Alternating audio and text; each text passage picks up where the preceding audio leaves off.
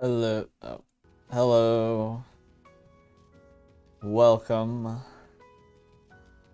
to Lacklog, where every stream we attempt to 100% and/or roll credits on games in our video game backlog. Usually, casually, I'm butchering that slogan. Anyways, today we're playing Love, Money, Rock and Roll, a game made by the developers of another game that I really like, Everlasting Summer, which is pretty cool. It's the same. I'm playing it for the same reason I played Perfect Gold, and that game was really good. So I have high expectations for this one. And I remember really liking Everlasting Summer. So, hoping for some good stuff here. But yeah. Sorry for being late. I'm very tired. I'm very tired tonight. So, we'll see how this goes. And yeah. So, hopefully it is voiced. Hopefully I do not have to read every line. That would be... Oops. Sorry. Hunky and Dory. Anyway. Let's do a new game. Oh, that was quick. Choose game appearance. You can change the setting anytime in settings. Clean, immersive. What is the difference? I like immersive. What is different though? Is it like blurrier? Oh yeah, it's like there's like a very subtle blur. I can't really tell the difference too much. But let's go immersive. Let's go immersive. That seems good. Okay. Cool. Alrighty. 3/04/1987. Is that the bite of 87?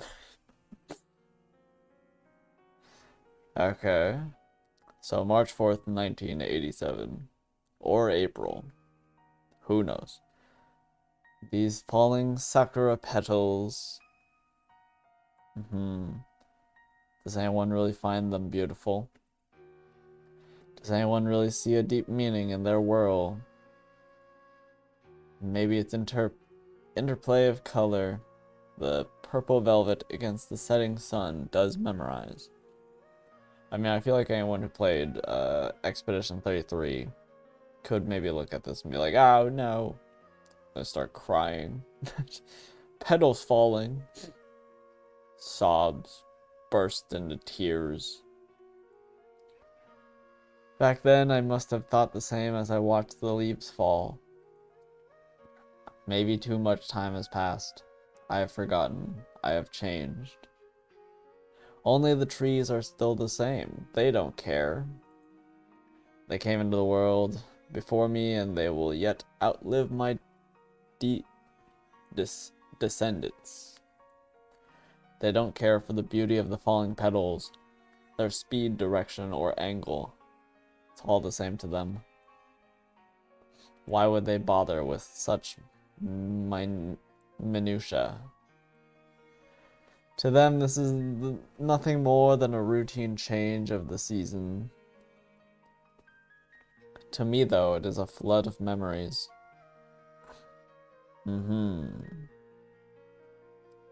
The tree in front of me now is exactly the same as it was that day. The day when I had to do something. The day when it was too late to do anything. It's the same. The same as the petals, too. Falling with perfidious indifference. Something like that. They truly don't care. They don't care if one day a photographer makes an entire exhibit of their images, or if a pair Excuse me. Excuse me. Or if a pair of sweethearts falls even more deeply in love and enchanted by their ceaseless dance. That's how nature is. It's how I am. It's not how I am. Not at all. Very much not how I am. Same as that day a year ago. That day the petals were falling off the tree as well.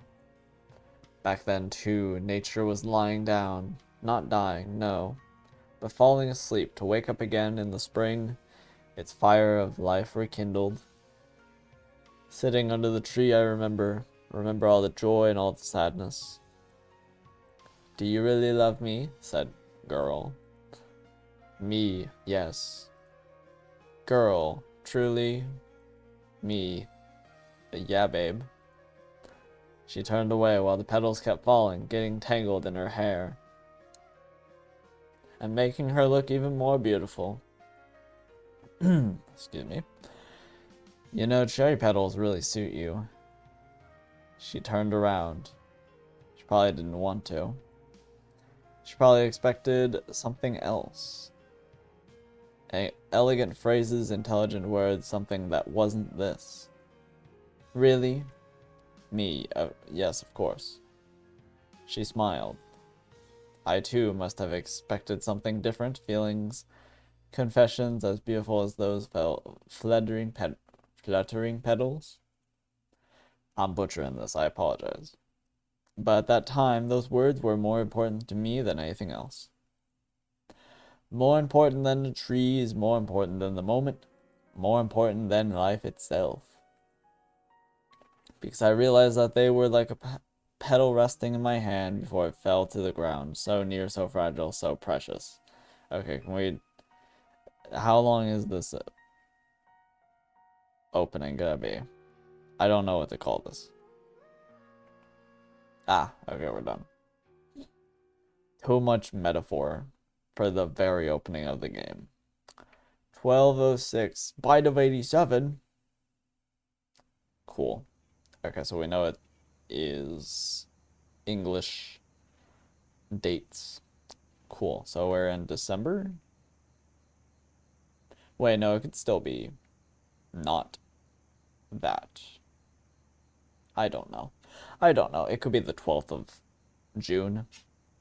Whatever. I woke up.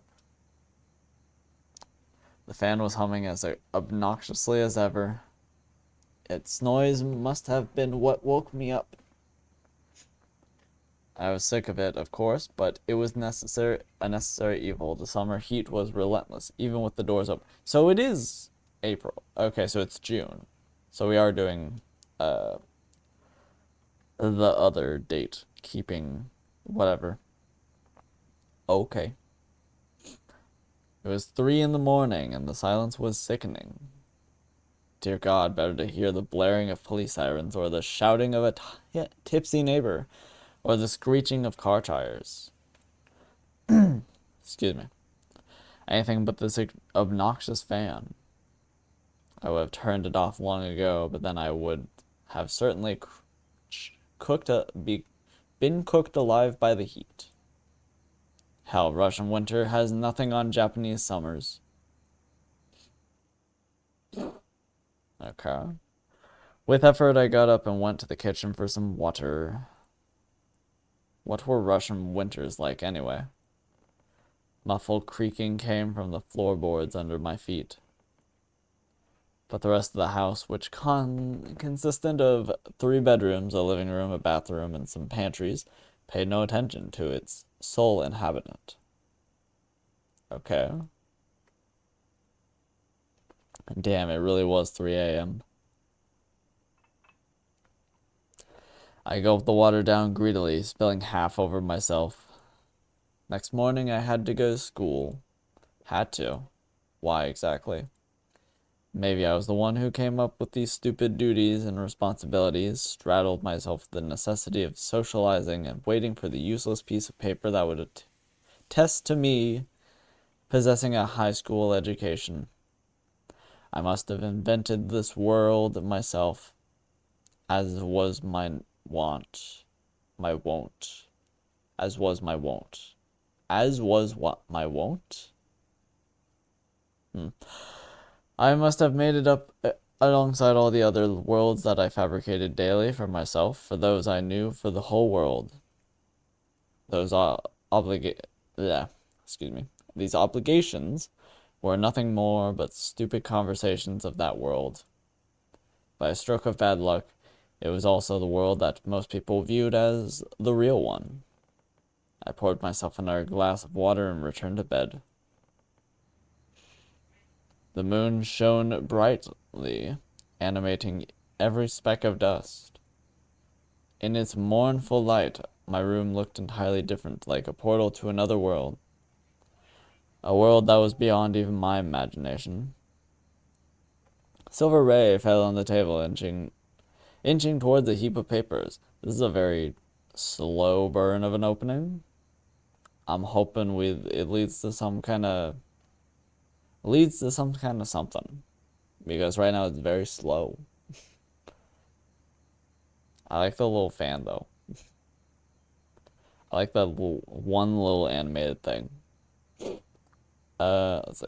School papers and unfinished novel, letters from my mother, from friends in Russia.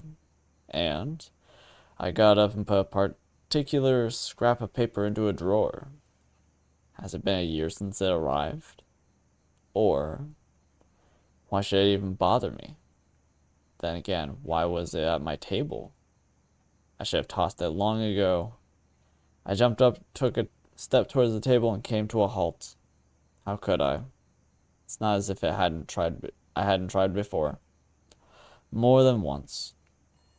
The phone rang loudly. Hello, phone. Very loudly. It was 3 in the morning. Who could possibly need to talk to me at this hour? To a dejected high schooler sunk in self. I don't know, someone from Russia? Maybe? Different time zone. Although I was used to it. Mm-hmm. Complaining and then immediately understanding. Answer, don't answer. Save. There we go. Hello, first steps. Achievement unlocked. Make the first choice. Cool. Lovely. One sec. Just double checking the achievements and stuff. Uh, mm-hmm. Uh-huh. One sec. Uh, uh.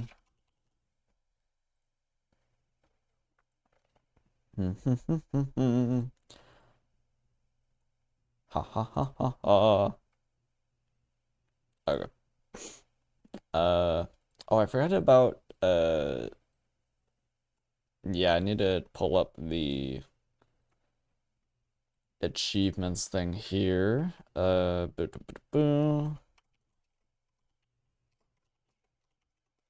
Love my rock and roll. 100 guide. I forgot about that. Although we're not going for 100% on this one, because apparently that takes 50 hours, is what I have heard.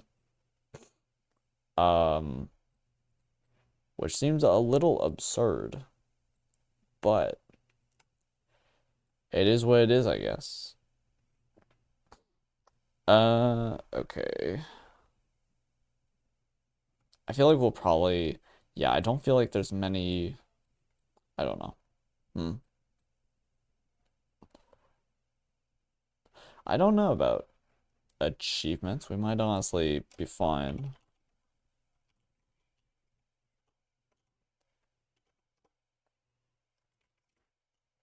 How long to beat? Boom. Oh, the how long to beat is 27 and a half. Nope, wait, never mind. Yeah, it's 52. Yeah, that's what I thought. Okay. But main game is like 15 hours. So, although with the last game we played, that might not be entirely true. Oh well. Okay. Cool. Uh, yeah. Damn, the most achieved after this is the good ending or the good ending? Or the two good endings and then another ending. Is this like, how much is this like Everlasting Summer? Where it's like multiple end, you gotta end it multiple times. That's interesting. Hmm. Okay. Hello. Hi, you're not asleep? As you can tell, I feel a strong desire to hang up and disconnect the phone. Stronger still, I wish that she could still be here now, close by. How come? How should I make... How should I know? Probably because you called me. She mumbled something unintelligible. How are things in general? How should things be in general at 3 in the morning? I don't know. Great? Then they're great. Oh, quit it. Well, what did you want to hear? I wanted... I thought... I just wanted to call. You thought it was okay to call at 3 a.m.? I saw the light come on in your kitchen, so I figured you were up. Oh, so it's not someone from home. Okay. Are you spying on me? No, I was just... The line went silent for a few seconds. She must have been trying to think of something that wouldn't sound too ridiculous. It's just that I couldn't sleep either. Why either if... What if I had been sleeping? But you weren't. Alright, let's start from the beginning. What did you want? I wanted to know... She paused mid-sentence as if working up the courage before continuing more confidently. Are you coming to school tomorrow? Yes. What if I am? Then I'll come get you in the morning. That's just great. It's 3 in the morning and you're going to come by. When? In 3 hours? So we won't be late. You know what? think I'm gonna pass. Hey, you can't just keep missing school. At this rate, you won't be able to graduate. And then you won't be able to find a good job. And then... She got entirely entangled up in predictions of my future. Oh well, no biggie. It won't be a biggie. Leave the door unlocked in the morning. You have your key. What does it matter if I lock the door? Oh, right. See you in the morning, then. See ya. I didn't feel like arguing. What was the point, anyway? She would come and wake me up regardless. It's what she did almost every morning. Why'd I even ever give her keys? Well, that was a while back. It must have been about a year. The cherry petals were probably falling on that day as well. To hell with them. I made sure to set my alarm so I'd be up before she came. Not that it mattered much, but this was getting old. What's more, I'm worried that it was getting too accustomed to it, seeing her familiar face every morning. Dependent even, which was something I absolutely couldn't allow to happen. So if she wanted to come in the morning, fine. But she wouldn't be waking me up again. Interesting. So, doesn't give me much information. 7th of September. 87? The bite of 87? The September 7th of 87? Crazy. 100 bells chimed with 100 melodies in my head, announcing the morning. In that melody were... I'm going to turn up the volume a little bit. I feel like it's very quiet. How are we doing now? Okay. In that melody were the cheerful chirping of the birds, the construction of a neighboring street, the boisterous shout of street vendors, the damned fan that hadn't quit humming for a second, and the grumpy muttering somewhere close by. The fixed gaze of large green eyes, the pouted lips, and the 2 red braids all informed me that I had slept in. Oh, what time is it? The girl picked up the alarm and shoved it in my face. But it's still early, I protested. The early bird gets the worm. This is Himitsu. I feel like I've known her my whole life. Or at least since my parents and I moved to Japan. Her mother is Russian, although she divorced Himitsu's father when we were still children. Okay, enough lounging around.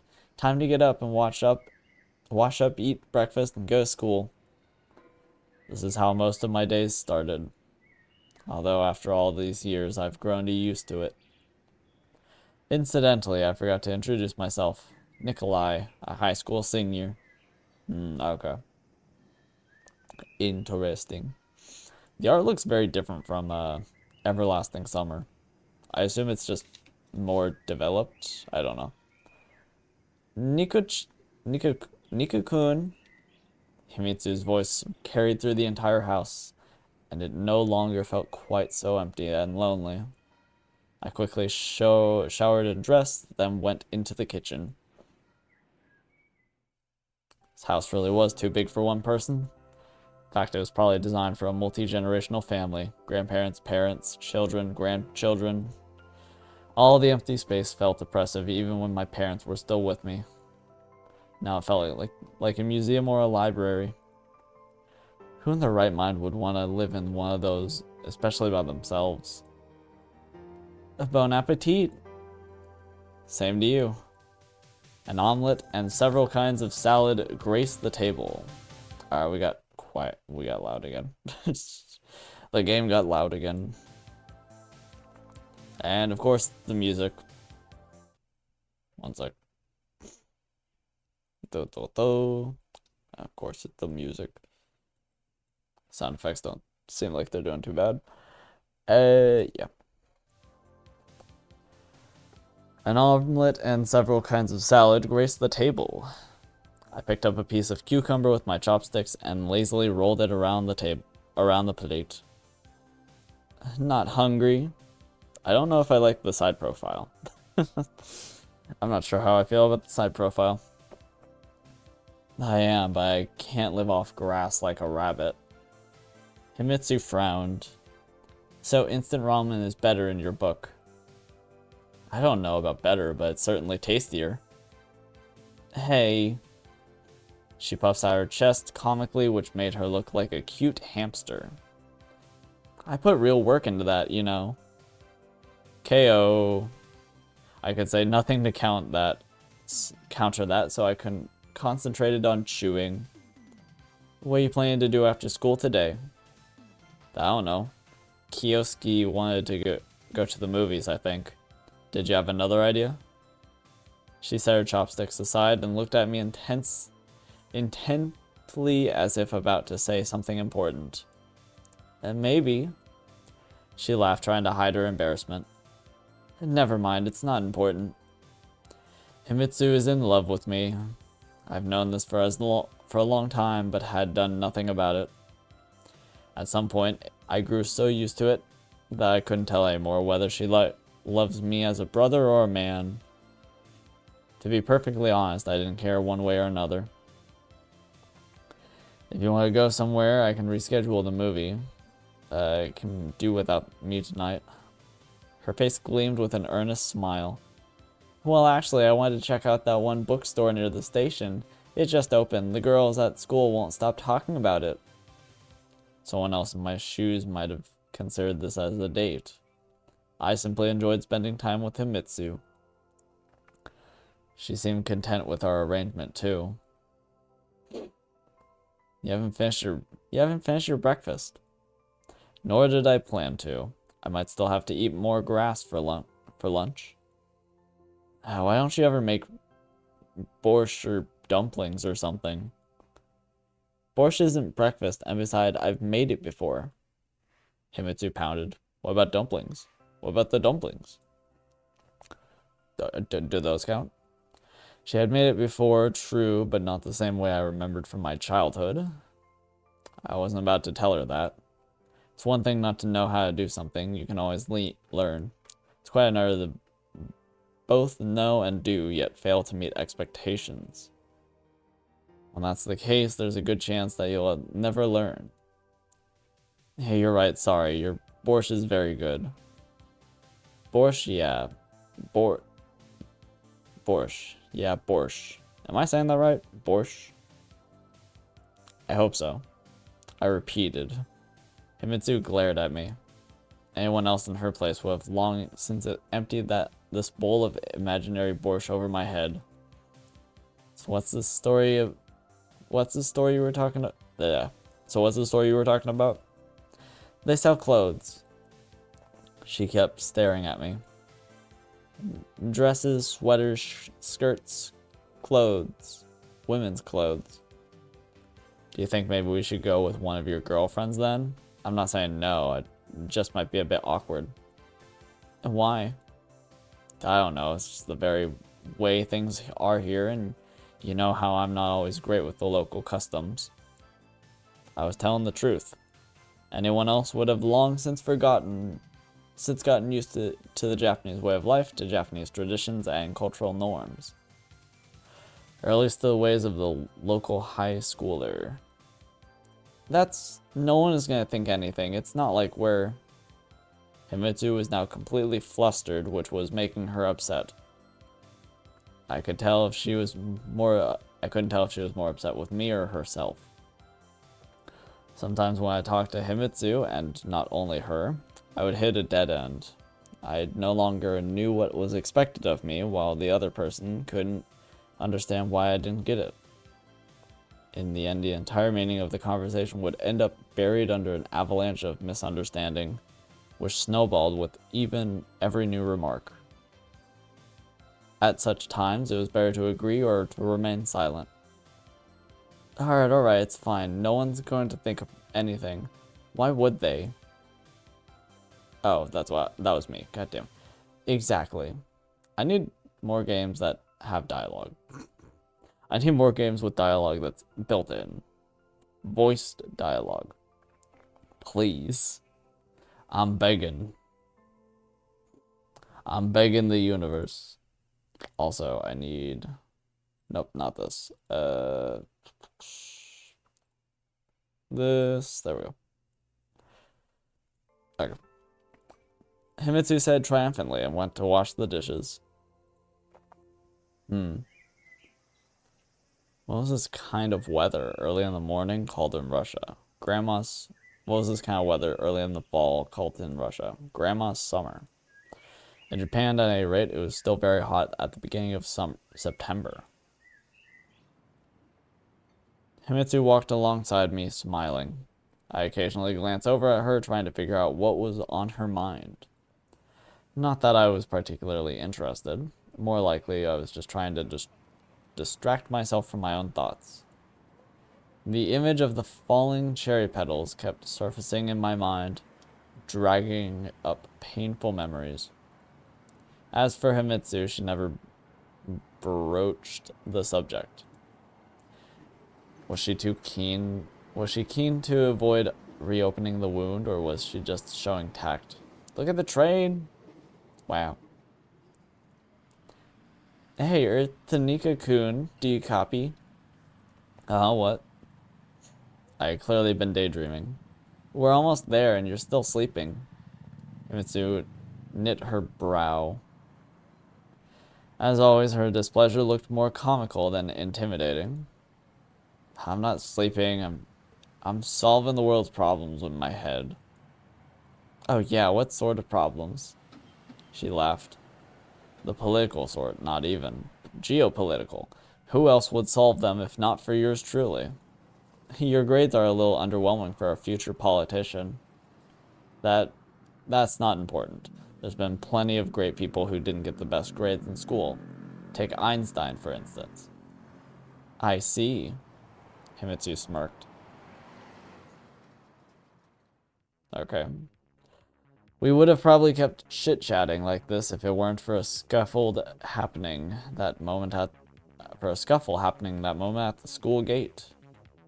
Several people had surrounded a girl. From a distance, we couldn't see who it was. Oh, look. said Himitsu quietly, slowing down. I listened in. She probably wears the same skirt all day. Must be a hand-me-down from her old school. Her older sister.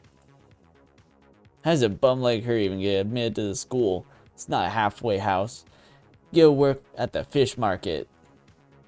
Be careful now, you might catch something from her. It's not like I was going to, you know, with her.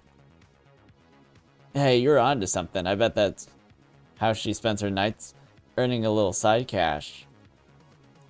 Poor thing. Look at me, damn. Look at me and my, like, golden locks. I'm a killer, dude. Himitsu paused for a second. Isn't she in your class? I looked more closely. She did look familiar. I think so. Are you saying you don't even know who your classmates are? Of course I do. That's Nika Hita Iwamura. I fixed my hair and looked triumphant at Himitsu. She was not impressed. In fact, she's our class president. Himitsu was still looking at me reproachfully. Reproachfully. Well, what? I've never spoken with her much with her. Anyways, this is the first time we're together in the same class, so it's only been 6 months. Meanwhile, the scuffle, if you could call it that, was picking up steam. The girl remained stubbornly silent, only dropping her head lower with every minute. This only continued to encourage the bullies. Come on, who would pay money for someone like her? Except maybe a couple hundred yen. The speaker made a show of opening his wallet, stuffed with bills, pulling out a handful and waving them in front of Iwamura. This is really getting out of hand, I muttered under my breath. The other students walked right on past, pretending not to notice anything. These damn traditions again. This isn't right. Nika-kun, don't. Let's just tell a teacher. Himitsu tugged lightly at my sleeve. What is the teacher gonna do? Scold them? My, aren't you ashamed of yourself? I was starting to get worked up. If I had to think about it, what business of mine was that? A fellow classmate? So what? I hadn't exchanged more than a couple words with her before this day. Still, it was hard to watch one poor girl getting picked apart by an entire pack. Intervene, don't intervene.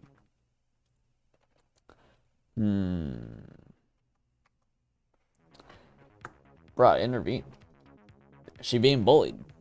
Don't let her be bullied. Say no to bullies. Or some other school slogan that definitely works 100% of the time. For sure. I actually never had many problems with bullies. Like only once, maybe. Everything else was just dumb dumb high school shenanigans. Intervene. Why should I stay on the sidelines? What if Himitsu were in her place? After all, we weren't exactly the richest kids in the school either. Sorry. Himitsu only smiled slightly in response. And then I beat the shit out of them. Hey! I yelled and headed confidently in their direction. Leave her alone. At first they just looked at me in surprise. Iwamura, on the other hand, kept staring at the ground and didn't react at all. And who would you be? Oh my god, hello Johnny Bravo. What the fuck? God, what a colorful cast of very ugly people. Well, like, what is both of these guys' problems? Jeez, you both look like you're from fucking... You literally look like fucking Denji from Chainsaw Man. You just look like some reject character from the show. You know, Johnny Bravo, obviously. And then you're just... I mean, I'm gonna be real. I've never seen a more generic woman in my life. And who would you be? That's gonna be Johnny Bravo's voice. Who's speaking? They're just like a mob of unnamed, unidentifiable people. What do you care? Uh-huh. Keep walking. The tone was challenge. Yeah. The tone was challenging, but that only boosted my confidence. 4 against 1. Don't you think that's a bit unfair? For you. You want some too? Is that it? 2 guys from the group stepped forward, cracking their knuckles for emphasis. Seems like they could do more than talk trash. What's the hero gonna do, huh? Oh, mama. One of them smirked. Yeah, what? To tell the truth, I didn't know either. I've been compelled to stand up for Iwamura by some kind of inflamed sense of justice, no more. Because here you weren't supposed to act this way, and there you were supposed to help your neighbor. Real life isn't manga or anime. In real life, I had no superpower.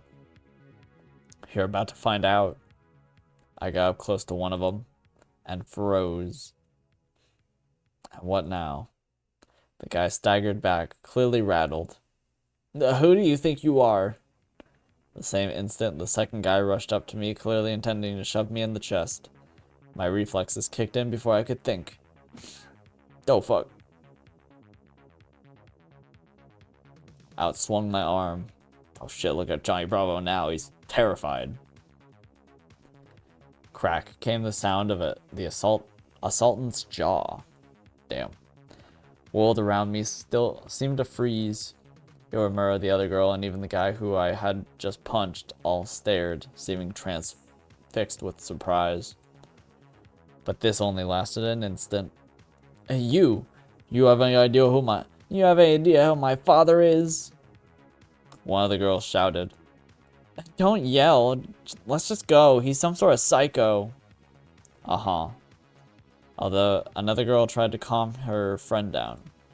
The second guy helped his fallen friend up from the ground. Let's go, mama. Oh. He really is just Elvis, but like big. This isn't over. Uh-huh. We'll remember you. With these words, they quickly headed away from the school. Himitsu rushed over to me the same instant. Nika-kun, are you alright? Yeah, of course. I replied calmly while examining my slightly swollen fist. Surprisingly, I wasn't shaking with adrenaline, as might have been expected. Everything must have happened too suddenly. Iwamura, senpai? In all the commotion, I had forgotten all about the chief cause of the kerfuffle. She stood silently, peering sullenly at us from under her eyebrows. Are you alright? Are you alright? That was me. I was the one saying that. Fighting is prohibited on school grounds. Alright, sorry, she said quietly. What? Wait, what? That was me. Fuck. A dumb smile spread across my face. I looked over at Himitsu. She looked just as confused as I was. I'm saying that there was no need to get into a fight. Hey, I'm not the one who got into the fight. He's the one who came at me. In case you haven't noticed, I was kind of defending you. They would have left in the end. Iwamura went silent for a second, then looked up at me. Her eyes flashed, but just as quickly her indifferent demeanor returned. They always do. Regardless, you could at least say thank you. It's just common courtesy. I was even more upset now than a minute earlier. And not only here, but in the whole wide world. Iwamura's only response was to raise her chin, snort, and quickly make her way towards the school gates. Alright, sorry. Next time you get fucking dogpiled, I'll fucking ignore it. Next time I fucking see you fucking get absolutely pummeled by a bunch of guys, I'll just leave it alone, I guess. And also, I definitely was not the one to cause that fight. They came at me. I was standing my ground for her. They're the ones that were trying to make it physical. That's just so unreal. I told you not to get involved, Himitsu said quietly. But you did act like a real hero. Some hero, right? Where have you seen heroes like this? In movies, the hero gets thanked. Okay, let's not make this like... Let's not be petty about it. You did the right thing. Don't let it get to your head. But you didn't do it for the sake of gratitude, did you? I mean, no. Mitsu kept smiling, which made me flustered. We'll see. We'll see what sort of gratitude the teacher gives me. I grumbled. Come on, let's go. What a colorful cast of hair. I mean, most of them look pretty normal. This one looks like... I'm just gonna say it looks like Armin from Attack on Titan, but woman. We got this nice color, this nice shade. I really like her hair and like the little bow or whatever. We got pigtails, we got purple, we got normal. Kind of wolf cut? Is that what that is? A wolf cut? Very unique classroom, I will say. This feels very, I don't know, just something. Another routine school day has now begun. Couldn't remember my Russian school at all, even though I had attended it for an entire 6 months. For some reason, it seemed to me that schools were more or less the same everywhere in the world, as were people. Really, how many ways could there be to get stuff into a kid's noggin? If Marconi and Popov could, independently of each other, invent the radio, why couldn't identical best practices emerge in education at opposite ends of the earth? Probably because of brainwashing. I don't know. The brainwashing is probably similar across the world. A shout from the teacher snapped me out of these thoughts. Whatever school was like in Russia, schools here was pretty strict. There's a reason, after all, why this was one of the best schools in the country. My class consisted largely of the children of rich and famous businessmen, politicians, showbiz stars. Sometimes I felt out of place here. But then, even among this elite, there were people who were almost ordinary. Oh, we got 2 guys now. One such person, Kyosuke, came up to me during break. I had known Kyosuke since middle school. Came across as a down-to-earth guy, with none of the attitude of the local privileged youth. Hey, Nick, did you hear what happened this morning? I looked around the classroom and spotted one of the girls that had been harassing Iwamura. She gave me a mean look, but then quickly went back to what she was doing. Whatever. No, what happened? I asked, even though I know perfectly well what Kyosuke was referring to. This morning at the school gate. Kyosuke lowered his voice and did that fucking thing with his glasses that every anime guy does when they have these glasses. There was a brawl.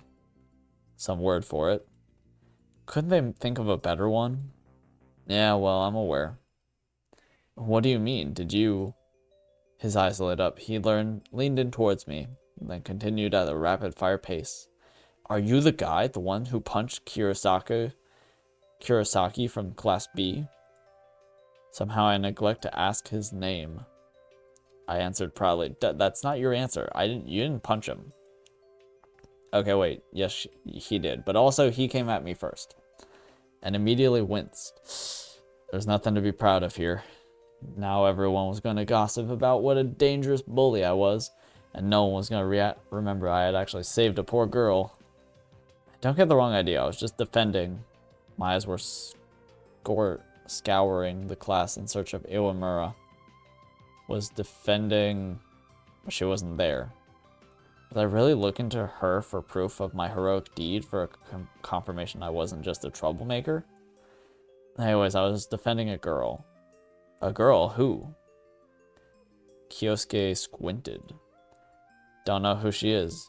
Anyway, what's it matter? It's a natural reaction, you know. Anyone in my place. I looked up at Kyosuke. Any decent person would have done the same. Aha, yeah, sure. Don't forget to introduce me to this mysterious girl of yours.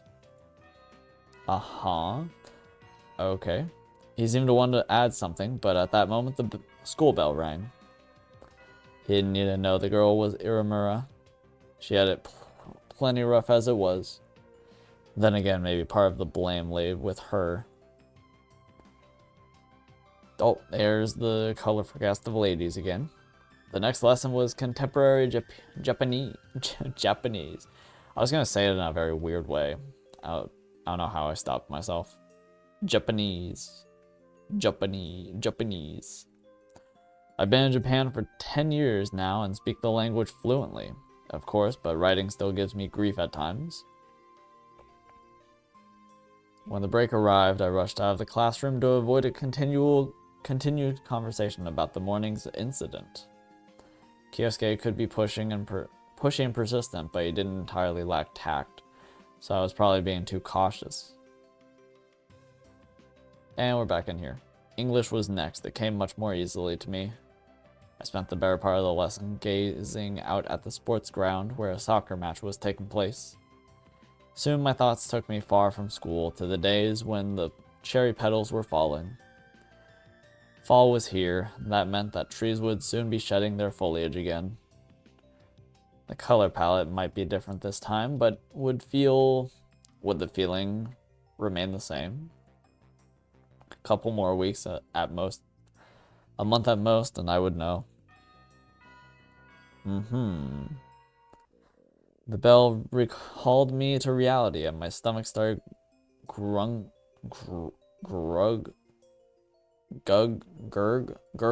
noisily. I didn't have breakfast today. Let's make a cafeteria run. But I did. You're always ready to chow down. Where there's a whole body, there's a whole mind. A whole lot of body, more like. Damn. I was, however, really hungry, and I didn't want to wait till lunch. Alright, let's go. The memory of Himitsu's healthy, balanced breakfast was still fresh in my mind. I wanted to eat something unhealthy but delicious. Sadly, food poisoning was not on the menu. The cafeteria, like everything else at the school, was first rate. Couldn't tell you if the food here was on par with what they serve in the world's top restaurants, as I hadn't been to one. But on the whole, I had no complaints. Besides, the menu had plenty of European options. Oh. No borscht along them, of course. We entered the cafeteria. Kyosuke was babbling on about some new magical girl anime. I wouldn't call myself a huge fan of anime, but I watch them sometimes too. Though if you had to put my enthusiasm for them on a scale, I was as far from Kyosuke as Tokyo is from Moscow. Dow! Suddenly, bam! Something jabbed my side, not too hard, but enough to be felt. On top of that, I was doused with a liquid. Oh no! A girl holding a tray popped up from behind. I was dripping with orange juice while she gazed in bewilderment at the fruit of her labor. Hey, careful! I was more frustrated than angry. She didn't react in any way. Instead, she just kept looking at me in surprise. Finally, she seemed to come to her sentences. You're the one who should watch where you're going. The fuck do you mean? I was sitting. What? I was so taken aback, I smiled like an idiot and even retreated a step.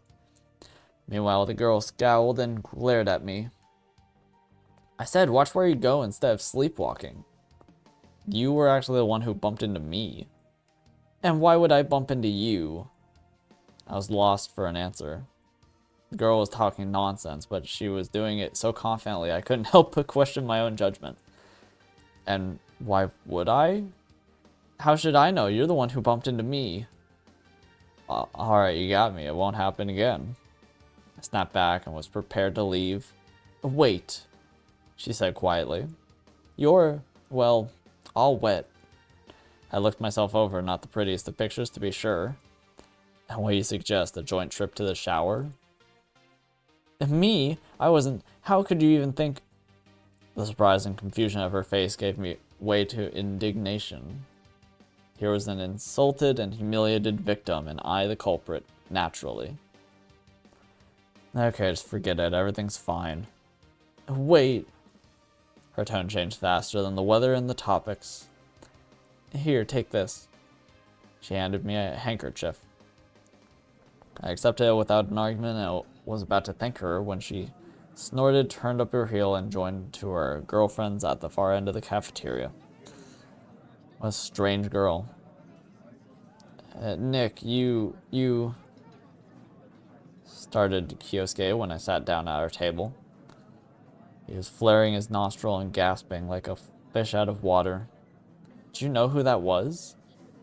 No, who? That was Ellie-sama. He looked probing at me as though expecting me to explain, oh, Ellie-sama, you mean her? Sama who? I inquired coldly. How could you not know? And you want people to believe you're a student here. I don't want that. That's what the paperwork says. If only you paid more attention to what goes on around here. Alright, enough of suspense. Just tell me. He was clearly chomping at the bit. Kyosuke repositioned himself more comfortably on the stairs and did that fucking glasses thing again, assumed a serious look and began. Ellie-sama, she's like the school queen. She has perfect grades, she's great at sports, won awards at the national, no, not even, the international level. Not the interplanetary? What a relief. Anyone would consider it an honor to be acquainted with her. To have her spill a drink on you, is that what you mean? Kyosuke ignored me and carried on. I'd give up my entire manga collection to have her start a conversation with me. Your entire collection? Okay, half. Coward. Fine, a third. That's more like it. Alright, good. I should expect the police to show up at my door now and await my sentence. Death by glares, except... Hold on a sec, I'm completely innocent. You don't get it at all. Kyosuke sighed. Then again, maybe you should expect the police. After all, her grandfather is the chairman of the school board of directors. What am I supposed to do now? Keep apologizing to her? She was the one who bumped into me and spilled juice all over me. He sighed again and returned to eating. I turned slowly and looked in the direction of the school queen. Judging by the lively conversation and laughter coming from her table, Ellie-sama had already forgotten all about the incident and my lower serf self. Okay. The juice dried pretty quickly, leaving behind noticeable yellow stains on my white shirt. I didn't really care about my appearance, but the school had its standards and didn't take kindly to such sloppiness. So I had to change into a jersey and track jacket. After another uneventful lesson, it was time for a long break, also known as lunchtime. Had I agreed to meet Himitsu for lunch? I couldn't remember. I could just go for a stroll around the school, seeing as I'd eaten only an hour earlier. Go for a stroll, join Himitsu. I don't... Why would I go for a stroll? I feel like I would go join Himitsu, right? Even if I'm not eating. Huh. Like, I assume this is just to meet new characters, but every new character I meet is, like, really mean. Every character... Excuse me.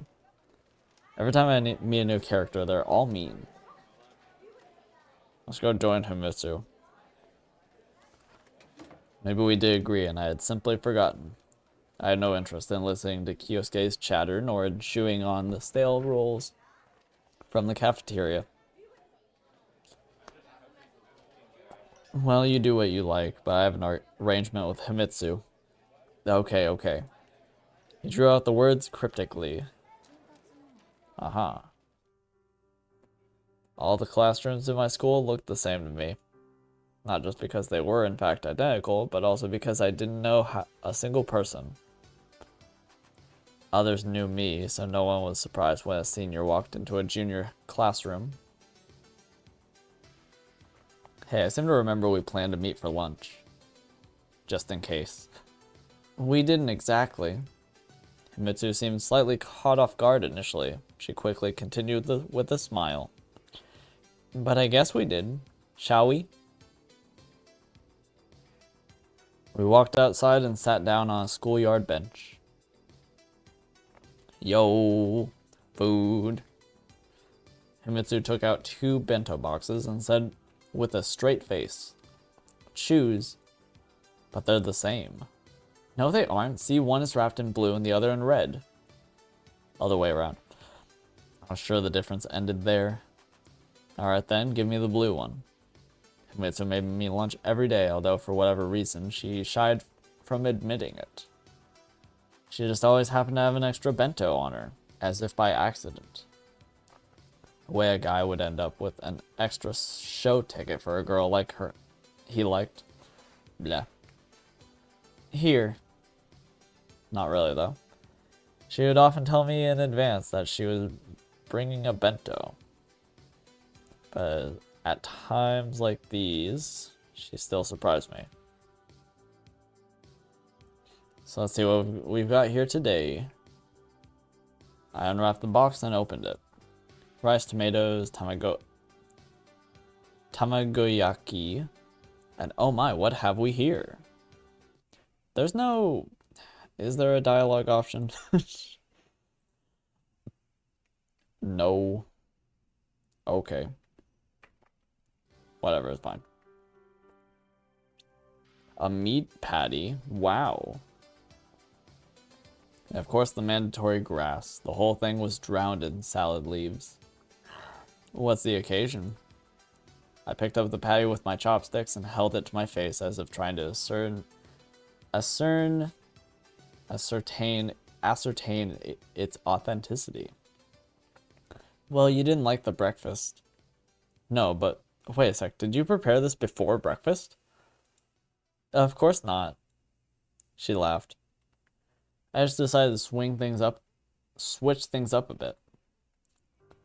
I really shouldn't have been complaining about her cooking, especially considering that she did it all free of charge, selflessly, no strings attached, and without expecting anything in return, not even a thank you. My conscience was like a little lump in my throat, preventing me from taking a bite, so I said, "Thank you, it's very good, and I'm sorry about this morning." I couldn't come up with a reasonable excuse even if I tried, so it was better to just apologize and leave it there. It's okay, I'm used to it. Himitsu laughed again, but now I felt even closer. I put my head down and focused on eating. I still feel bad for that girl, she sighed. Huh, what girl? Himitsu looked at me gravely. This morning at the gate. Oh, right. Preoccupied with my meal, I drifted off for a moment. Have you talked to her since? No, I didn't really have anything to talk about. I noticed the reproach in Himitsu's eyes and continued. I mean, seriously, was I supposed to walk up and say, "Hey, I am very sorry about what happened to you. Oh, and how about showing some thanks for the miraculous rescue?"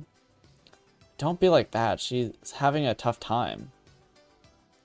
You know, somehow I didn't pick up on that. She's just hiding her feelings because it's a habit of hers at this point. Himitsu grew sad. That's fine. I wasn't asking for flowers or medals or commemorative plaques. A simple thank you would have been enough. How hard is that? For you, it might be easy. So am I in the wrong? I don't know. Finally, Himitsu smiled. Anyway, I'm glad you helped her. Yet at the same time, you were saying we shouldn't have gotten involved. I smirked. I did, but I've changed my mind. Why? Because what you did was the right thing. Somehow Himitsu reminded me of a Soviet pioneer scout. Soviet pioneer scout, you say? What would that be referring to, potentially, mayhaps? Interesting. A pioneer scout. I seem to recall a game involving scouts in a pioneer setting. Could I be thinking of that game? Mayhaps. I keep looking at my favorites list, trying to find games I recognize, but I cannot find them. Is it not in here? Wait, why is it not in here?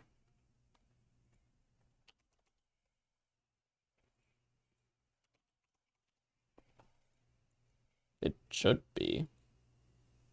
I don't know who she could be referring to, though. Maybe the blonde-haired one? I don't remember.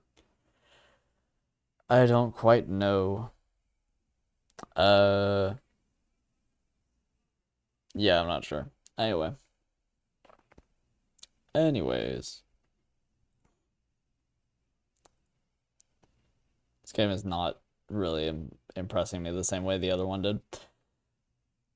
But oh well. I'm still waiting to see the purple-haired girl or whatever. I feel like they will be somewhat more interesting, maybe. Who knows? The comparison made me burst out in laughter. I choked and rice went flying everywhere. Now look what you've done. She took out a handkerchief and wiped off the grains of rice stuck to my face. Oh wait, stop. What are people gonna think? I was generally much more relaxed about this kind of thing than the Japanese. But doting on me in public like that perhaps crosses the line. I wonder why it didn't embarrass her. What should they think? Himitsu seemed genuinely perplexed. Had nothing at all. I looked around in an exaggerated fashion to show we weren't alone. Don't worry about it. She smiled and started packing away the now empty boxes. Sometimes it just didn't get her. I just didn't get her. Okay. I got back to the classroom a couple minutes before the bell. Kyosuke was sitting at my desk, talking to another classmate. Hey there, Romeo. How was lunch? No, it's fine. I replied concisely, but for some reason still looked away. School day was coming to a close. Worn-out students had started counting off the minutes, but there was still one more class to go. Himitsu stopped in during the break to remind me that we had agreed to go shopping at school. At first I had trouble figuring out what she was even talking about. The teacher was trying, unsuccessfully, to call the class to attention, but most students were ignoring him. I mean, a lot of the students at the school were generally invested in the education and keen to learn, but a good half only sat through the lessons for the sake of their prestigious diploma. Why worry about the trivialities like grades or detention when your whole life is planned out for you decades in advance? Settle down, the teacher kept repeating. Regrettably, he could not yell at them. Alright, if you don't calm down, you're not going to find out that we have a new girl joining us today. Ooh. Instantly, the classroom plunged into silence, broken only by a few whispers. A new student? In the middle of the year? Is she cute? I wonder. I wasn't particularly excited. I was used to the constant gossip, and I couldn't care less if the class gained another student, since I didn't know the existing ones very well to begin with. Come in. A subdued murmur rippled through the classroom, but I felt too lazy to even lift my head. But then I felt a strong shove in the back. Hey! No. Oh, okay. Sorry. I turned around and looked at Kyosuke. He sat there, mouth ajar. Who could the new kid be that even these overprivileged children would react like that? Oh my god, the blossoms. The answer is a constant. It is a constant, mostly, kind of. Never changes. It never changes, not once. Never changes, not on our life. I faced the blackboard. The classroom was a whirlwind of scarlet cherry petals. Does anyone really find them beautiful? But how? Why? Wait, these are actually happening inside? Wait. Oh, shit. How do I look at the... Huh. I don't know. Anyway. Hello. The girl from my vision, this visitor from the past, was standing at just a few meters away from me. Okay. How is she summoning petals? Well, go ahead and introduce yourself. Oh, she was in my dream? I thought that was Himitze. I guess it was this girl. Okay, cool. My name is Catherine Winters. Actually, I know a few people here already. She quickly surveyed the classroom without pausing on anyone in particular. I look forward to studying with you. She deliberately distorted the standard Japanese greeting. Catherine Winters. So official. She had always been just Katya to me. Wait, I know her? She was the one with who I had watched the petals fall. Then she moved away. She just left and never really gave a reason. She left me alone, breaking my heart and shattering my dreams. I should have been mad, should have hated her even, but I couldn't. Ah, how disgustingly trite and hackneyed it all was. Like I'd been trapped inside a second-rate shoujo manga. Now she just needed glittering sparkles around her face and some wispy clouds in the background. I would wait for it. It was nothing I wasn't used to. Okay. Okay. I rubbed my eyes and pinched myself hard. Nope, not a dream. Hey, Nick, why is she back? Do you know something? Why haven't you said anything? Kyosuke was prattling on annoyingly behind my back. My world had contracted into a dark tunnel, with me at one end, immersed in total darkness, and her at the other, bathed in light. Except that waiting for me at the other end was surely no paradise. Meanwhile, the teacher showed Catherine to her desk. She walked past me without so much as a glance. Fine. I was at a loss for words. Was I supposed to jump up in the middle of the lesson and scream, "What are you doing here?" My classmates' initial astonishment had faded away in the meantime. Many did in fact know Catherine. She had been a student at this school before. The rest probably just hadn't expected to see a foreigner. After all, there weren't that many of them even at our school. I doubted they considered me a foreigner. That is, if they were aware of my existence at all. Okay. I met Katya in my first year of high school. Somehow we ended up dating. She and I, rather incredible. Her mother had been working in Japan for quite some time, same as my parents. Time passed and everything seemed to go well. One day told me we could no longer be together. Something about her mother getting transferred. Could probably accept the story. I could forgive and forget. Didn't it hurt her even a little? What was I just a coworker? Someone you simply cut ties with when you're transferred to another office? Why should we have had an official farewell party? I would have stocked up on gifts. I'm sorry, goodbye now. Cold, hollow, everyday words. And after all that, she was going to just show up in my class? Nice to meet you. I look forward to studying with you. Seriously? Is there not another school in all of goddamn Tokyo? I couldn't believe it. But still, somewhere deep inside, an ember of hope remained. What if she came back because of me?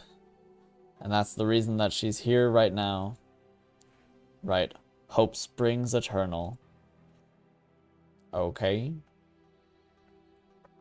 I was watching the seconds go by slowly on the clock. Talk to her. I had to talk to her. The bell at last. I worked up the courage and she's gone.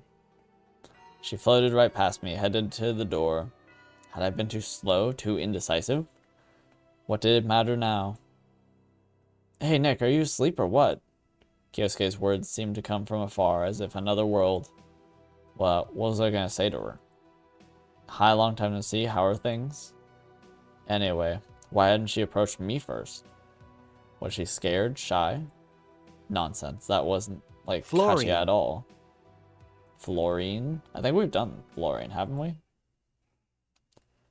Yeah, we did fluorine. Somewhat recently.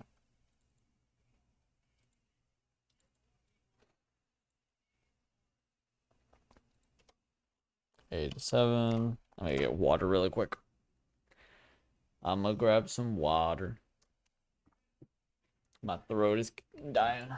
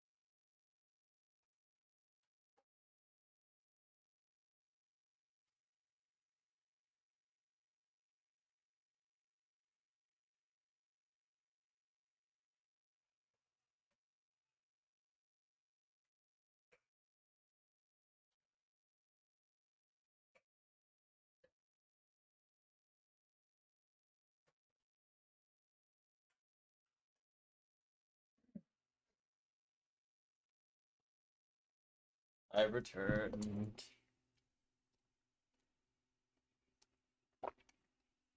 Berkelium. BK. Berkelium. Oh, no, wait. Oh, yeah, no, we haven't. Okay, bam. Bam. What's berkelium? What kind of element is this? Is it Yes, radioactive? berkelium, it's radioactive, I think. Oh my god. How is that another radioactive element? How are we alive with so many radioactive elements existing? That's crazy. Dude, the It's like the images. 13 colonies. It's like the 13 call it, really, though. Again. Look at the element, like the image that comes up for this. Like this like colorful swirl. It's like swirly liquid or crystal or something. That's crazy. How are we not just dead? How are we not just dead with these many radioactive elements existing? Truly baffling. Truly an actual miracle that we have not died to radiation just with this stuff existing. Crazy. Actually insane. Oh my god. Alright.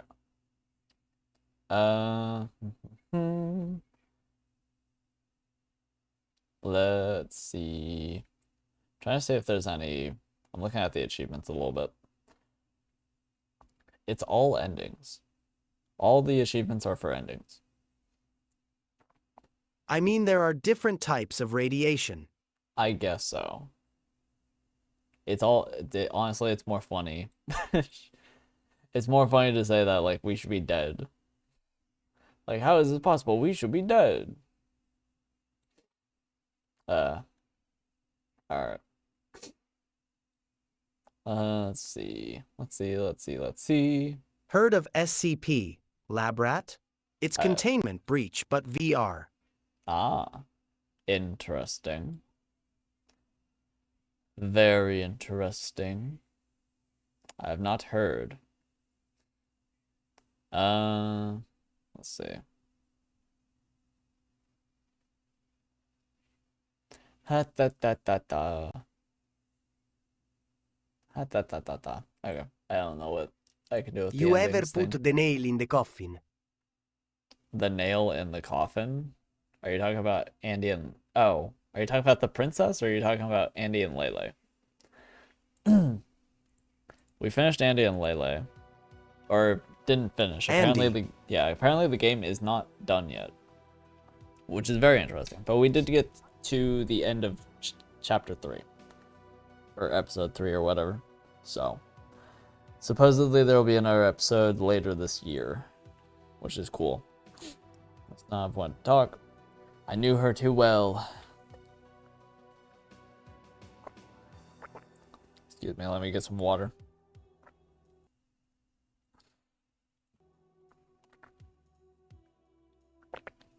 I thought you'd get it because of the coffin of Laylee and Andy. I did. I did indeed, but we also were doing the whole slay the princess thing. Before that. I feel like we might end up going back to Coffin of Andy and Lele this month. The same way we've kind of I been swear. going. The same way we've been going back to slay the princess. That princess. Yeah. She can never die, dude. Majority of endings, she will not die.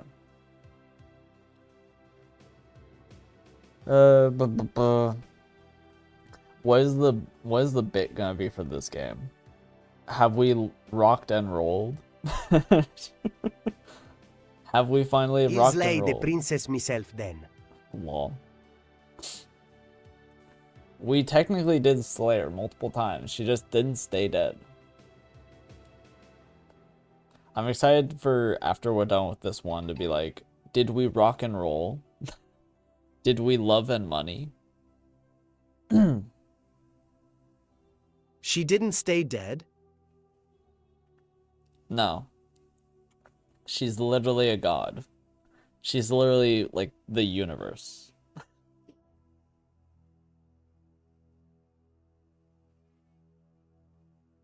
She is quite literally the universe itself.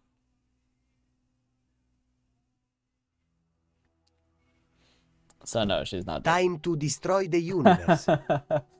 Basically what happens in some of the endings. Alright. Nika-kun, a new voice. Nika-kun. What? Mitsu, I lifted my eyes and looked somewhere past her. Earth to Nika-kun, did you read me? I snapped back to reality. Yeah, what is it? You've forgotten again, haven't you? She was pouting comedically. I knew you would, so I decided to come fetch you. What'd you want with me? Fetch me. What for? Oh, right, we had made some kind of plan. What did that matter now? Catherine had left, and she was moving further away with each passing second. Maybe the distance between us now was far greater than all the miles of the Pacific Ocean. But I had no idea what I was going to say to her. I had been long secretly hoping to get over her, to let her go and move on with my life, and now this. Regardless, I had to make a decision. If I was going to run after her, I had to get going. Nah, it's fine. It's fine. Just let the love of your life just get away. No biggie. No biggie. Just let her move on. How much longer was I gonna let this continue? A surgeon had to excise the rotting flesh to prevent disease from spreading to the rest of the body. Since we were classmates now, Iron Lung is based off an SCP, correct? Kinda? Sorta. It's very similar. They're at least similar. I wouldn't say based off of, but they're very similar. Somewhat similar concepts. Since we're classmates now, I was bound to find out eventually why she had come back. Now, of course, I remember. I said confidently, stood up, took Himitsu by the hand, and headed for the door. Oh, wait, what about... I turned and gave Kyosuke a glare so furious he shut up immediately. Yeah, we'll figure it out. anger, resentment, lounging, all these emotions intermingled within me. I walked down the hallway, oblivious to the world around me. I stopped only when we reached the lockers. I looked around the schoolyard. What if she was still here? Nika-kun, Himitsu ventured timidly. What? I snapped back, turned around, and realized I was holding her hand. Sorry. I let go. Did something happen? Don't say it didn't. I can see something wrong. Kyosuke-san looked agitated too. Kyosuke? I snickered.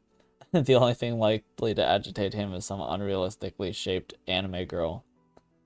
The look in Himitsu's large eyes didn't change.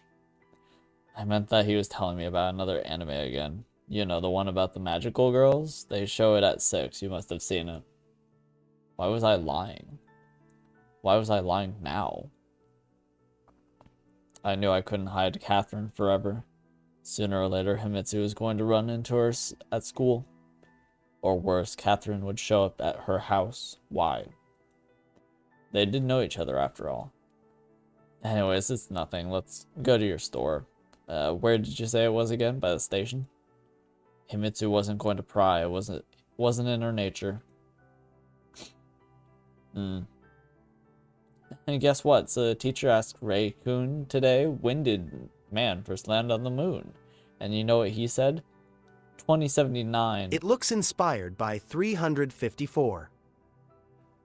Yeah. The Blood Lake. Yeah. Can you believe it? And then during PE, Himitsu carried on as though nothing happened. Maybe nothing did, where she was concerned. Train! Train! Tram! I don't know what it's called. Tram! Wow. The store wasn't too impressive from outside. Maybe it was the low price that drew girls in. Oh, it's even got the little thing that moves. That's cool. By the standards of our school, Himitsu's family wasn't terribly wealthy, but her father worked for the government, so they weren't poor either. We went inside. Oh, what a lovely little dress. Trying on one outfit after another, and I'm just looking cool in my little jumpsuit. Look at me, just hanging out. I look like some character from a anime that's like, you know, a Russian mafia kind of guy. I don't know. I swear I've seen a character in this like exact uniform who is also Russian. How do you like it? It's fine. How about this one? I think this color will be in fashion this winter. It's fine. What do you think of this dress? A little discontent was starting to seep into her voice. I like the last one better. If only I knew what she'd tried on before. I was in no mood for a fashion show. To me, Himitsu looked good in any outfit. Why'd she even need all this stuff? Did she not have enough clothes? Really, why? I had known Himitsu for a long time, but I couldn't recall her ever being in a relationship. But she wasn't a child anymore. She was a beautiful young woman. It was high time for her to get a boyfriend. Hold it, was I feeling jealous? No, of course not. Anyway, if she had found someone, I would have been the first to hear about it. I think what matters is that you like it. I think what matters is you like it. But I like a lot of them. I like this one, and this one, and this one, not so much. Himitsu was shuffling through the clothes. What had she done to deserve this treatment from me? Catherine is back, I said, trying to be casual. What? She seemed not to have grasped what I said. She showed up in class today, right before our last lesson. I guess we're going to be classmates now. Really? Himitsu became instantly miserable and dropped the dress she'd liked so much.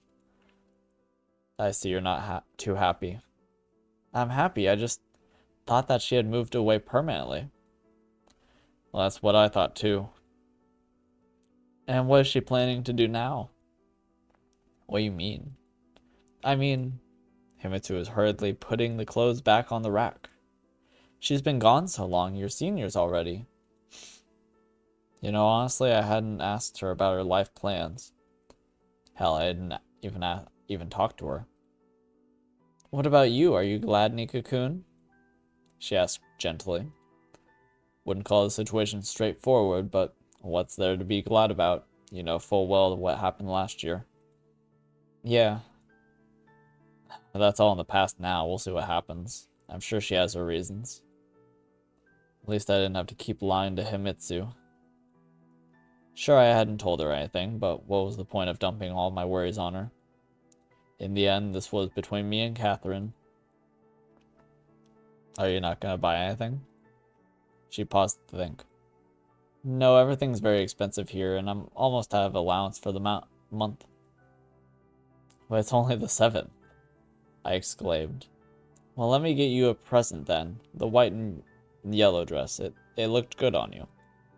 No, it didn't, Himitsu countered unexpectedly.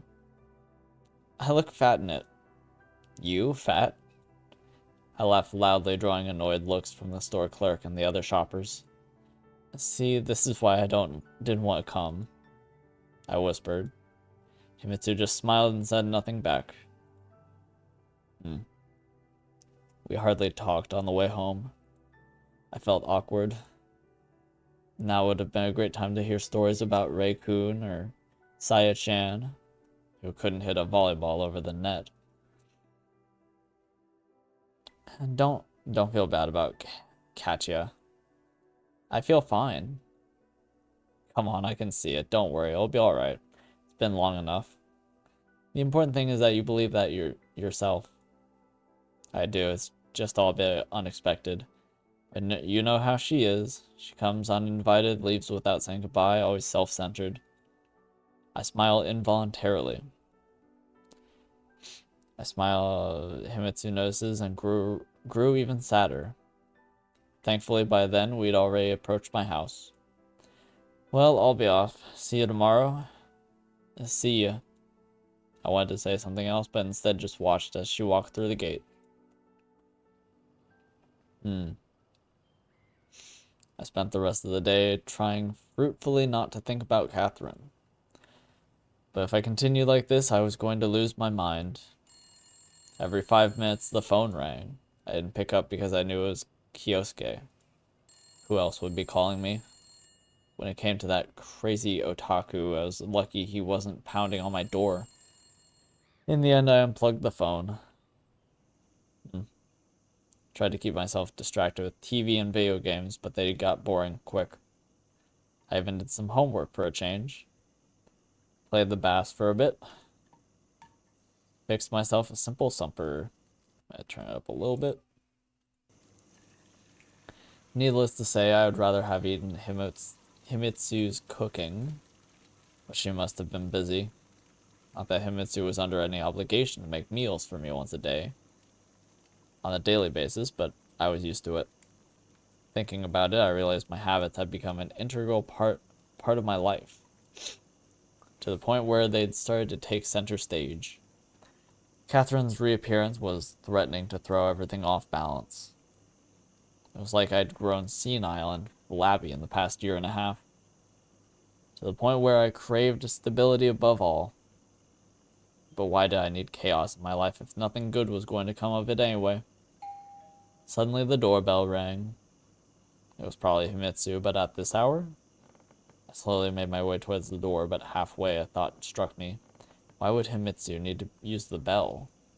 Then it had to be Kyosuke, although it was definitely late for him. The evening routine for my well-fed friend was anime followed by bed. But whatever. There was nobody at the door at all. I looked around and walked outside, but the street was empty. Stupid pranksters. Yet someone had definitely been here, as on the way back I discovered a note on the doorstep. The note read, Nikolai-san, be careful, you are in grave danger. Certain very powerful people linked to your father are after you. This is not a prank or a hoax. Yeah, sure. Next in order would be a busty magical girl in my living room, ready to obey my every command. Kyosuke, I shouted. This isn't funny. And why bring my dad into this? My parents. The incident. They fled the Soviet Union when I was 7. In Japan, they worked as regular engineers at Kobayashi Corporation. After they passed, I had the option of going back to the USSR to live with my relatives. I ended up staying since I'd lived in Japan for most of my life. My father's friends had helped take care of the legal formalities, while his bank account kept me from starving. Kyosuke, I called out less confidently this time. The only reply I got was from a neighbor who barked something about it being nighttime. Maybe it wasn't Kyosuke. But then who? The note was a joke. Its author had failed to deliver the punchline. What if there was a simpler explanation? What if it was for real? I twirled the note between my fingers. It was an ordinary piece of notebook paper, carefully clipped. The words were Japanese, written in a steady hand, although spelling left something to be desired. Why write by hand at all, I wondered. Wouldn't it have been simpler to type out the message? Or in a pinch, eclipse words from a newspaper and assemble the note that way, like in those cheesy crime shows. At least I could rule Kyosuke out. I would have recognized his handwriting. You are in grave danger, linked to your father. What if it were those punks? Just because their parents were loaded didn't mean they had A's in Japanese. Or maybe Sama's servants had decided to take revenge. No, that was ridiculous. Ultimately, who would bother with a regular Japanese student? And why now of all times? Right on the heel of Catherine's return. To be honest, I couldn't remember how good Catherine's Japanese grades were. I couldn't remember her handwriting either. But I knew she'd spent considerably less time in Japan than I. Oh well, I found out how to look at old words. Okay. Catherine had been a decent but not straight-A student, and after a year and a half without practice. At any rate, she was the prime suspect now. Didn't even occur to me to ask why. Her motives had stopped making sense to me a long time ago. Either way, I had to try to find some answers at school tomorrow. Now it was time for bed. I hadn't felt so worn out at the end of the day a long time. Okay. But sleep wouldn't come. Well, it's because your fan is too slow. Kept tossing and turning and getting mad at myself for it. Meanwhile, the clock ticked past midnight. I flinched and perked my ears. Perhaps I'd imagined it. Not again. Hopped out of bed, eyes scanning the room for anything I could use to defend myself. The bass wouldn't do. I walked up to the door on stiff legs and asked in a shaky voice, "Who is it?" "Nico-kun?" I breathed a sigh of relief and opened the door. Do you know what time it is?" "Sorry, but your phone was off." "So, is that a reason to turn up here in the dead of night?" "No, but I tried calling several times. I wanted to know if you were going to go to school tomorrow." If you're so concerned about my attendance, you shouldn't wake me up in the middle of the night." "I'm sorry." Suddenly I felt bad. Himitsu was just being herself when I was taking my problems out on her.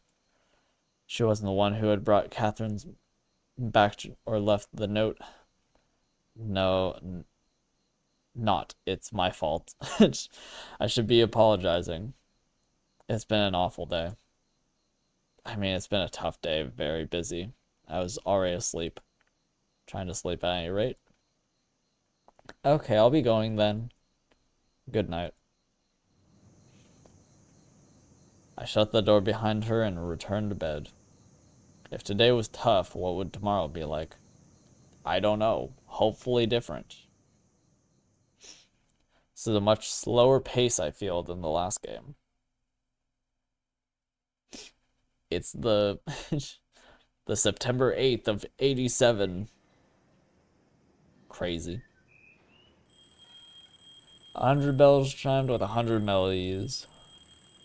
The metal, cheerful chirping of birds, construction of a neighbor's street, blah blah blah. A grumpy muttering somewhere close by. Fixed gaze of large green eyes, the pouted lips, and the 2 red braids. Hold on. This has already happened before.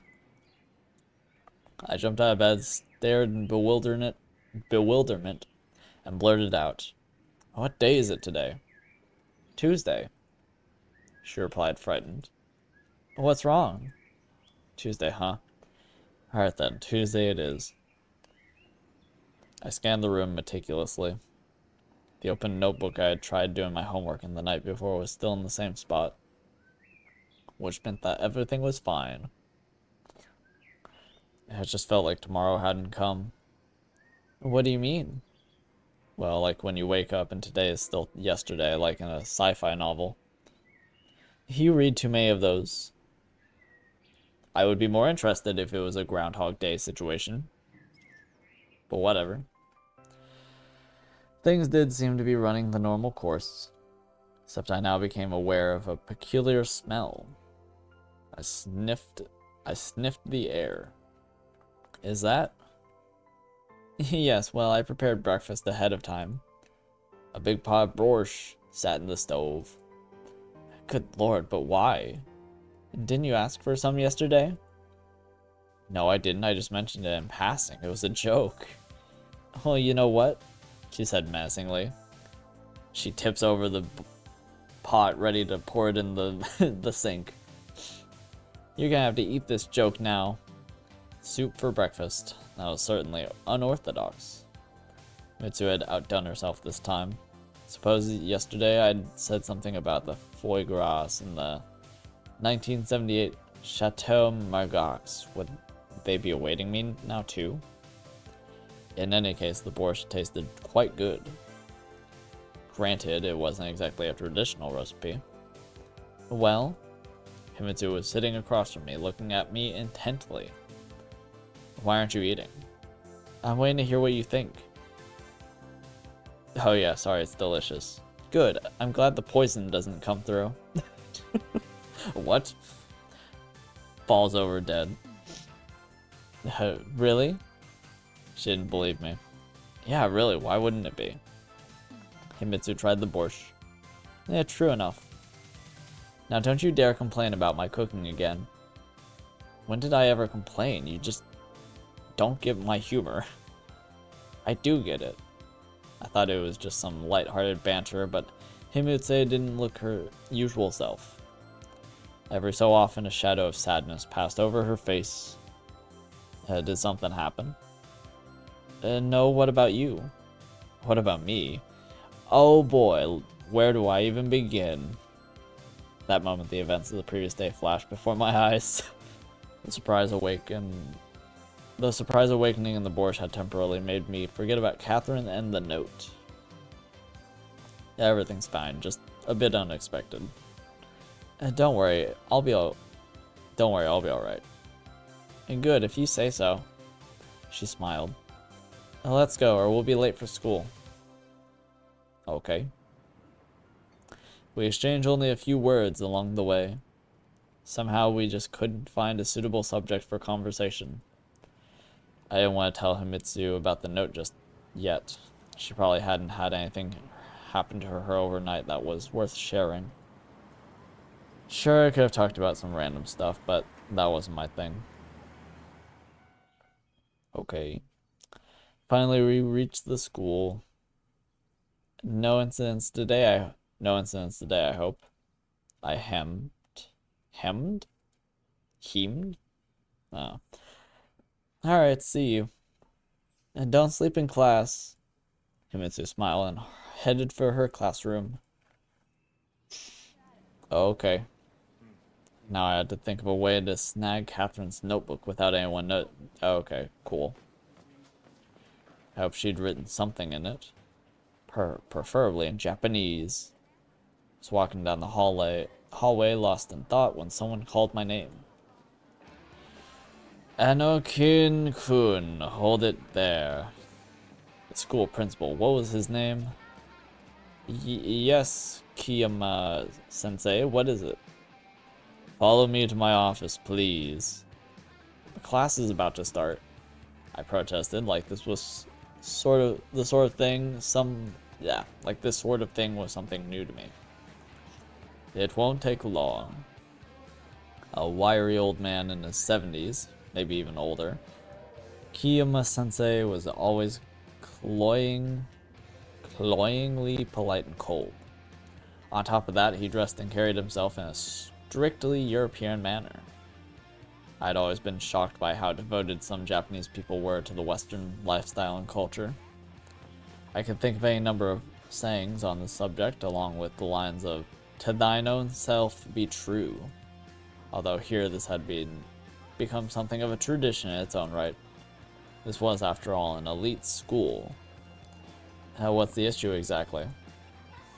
Anokin-kun, please come along.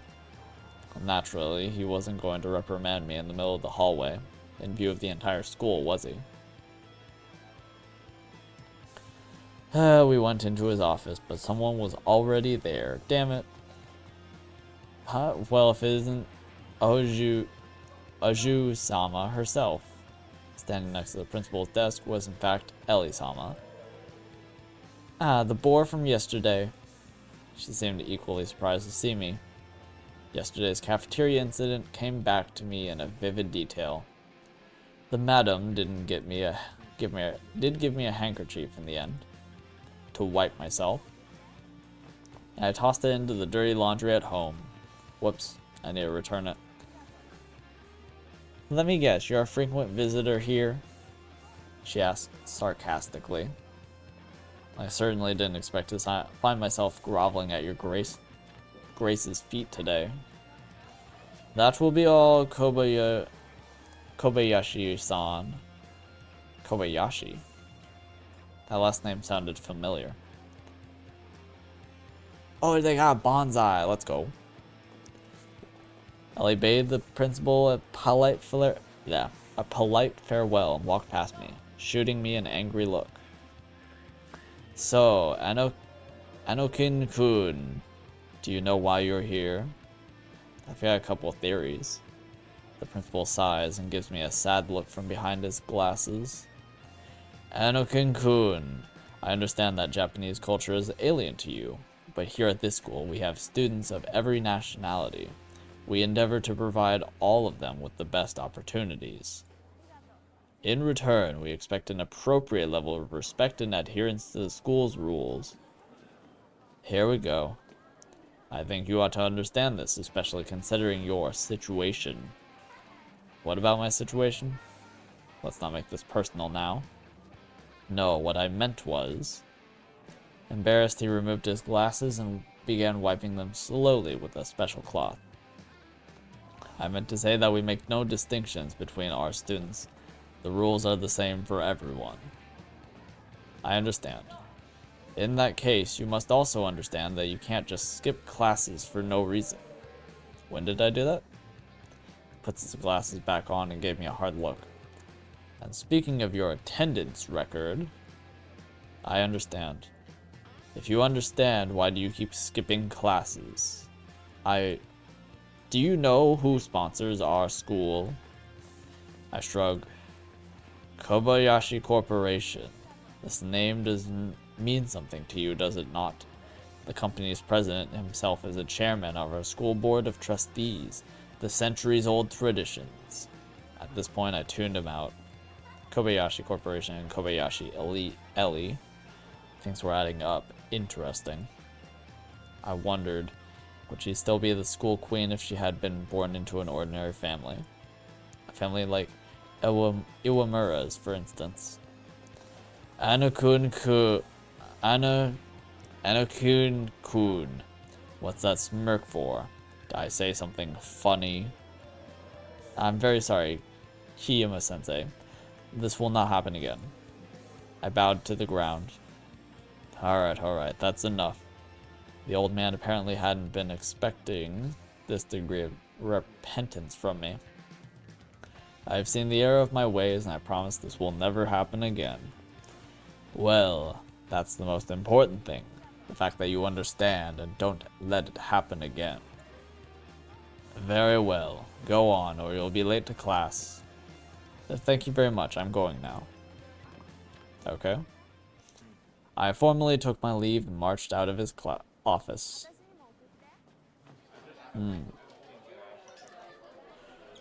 So why do you... Excuse me. So why didn't you tell me that Eli-sama or of yours is Kobayashi?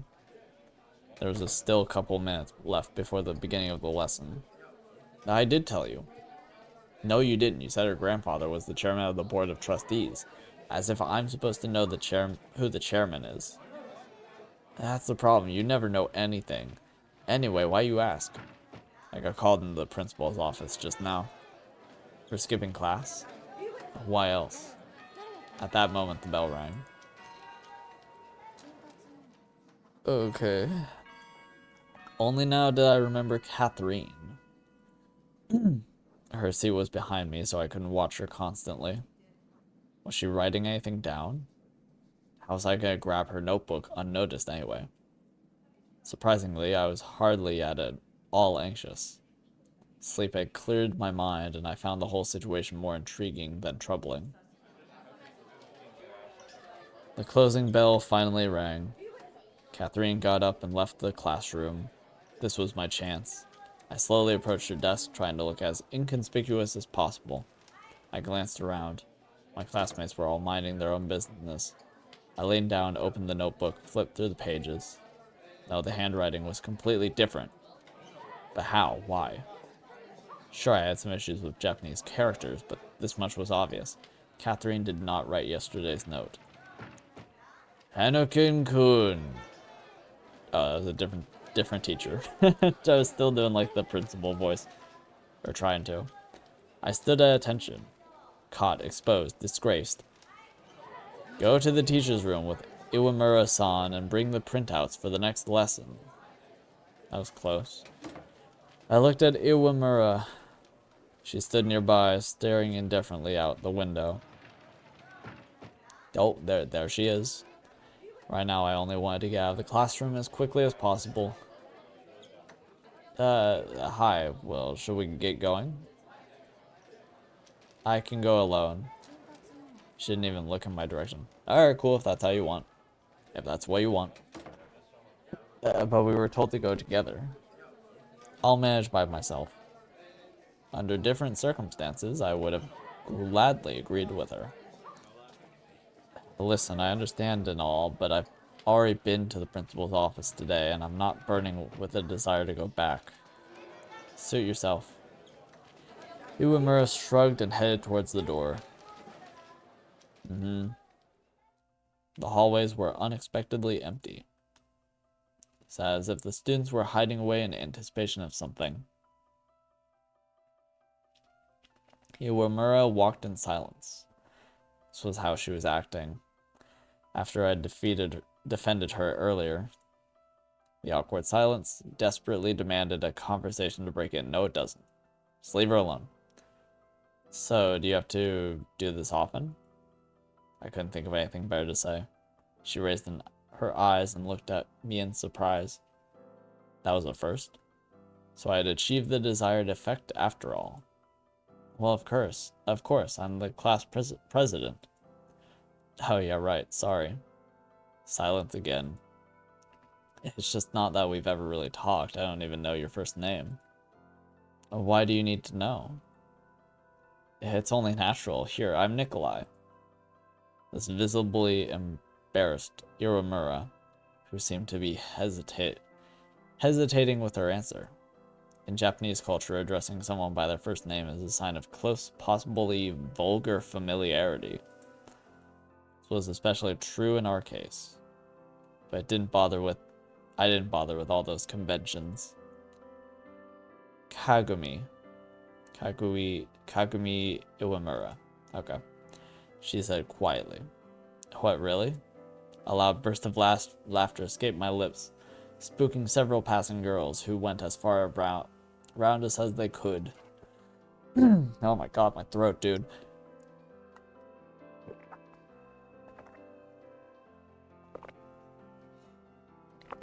I'm so ready to be done reading shit. Oh my god. Oh, what's so funny? Kagami frowned. Nothing, it's just, well, you know, it's a weird name. No weirder than yours. What's wrong with my name? It's a normal name, Nikolai. Nicholas, if you prefer, or Nick. You're all the same. She was starting to get worked up, it seemed.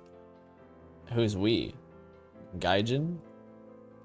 No, the local morons. How rude. Kagami snorted and turned away. Listen, do you have a problem with me? I think you have a problem. Oh, really? What is it? I'm curious. Who's that new foreigner? I opened my mouth in surprise.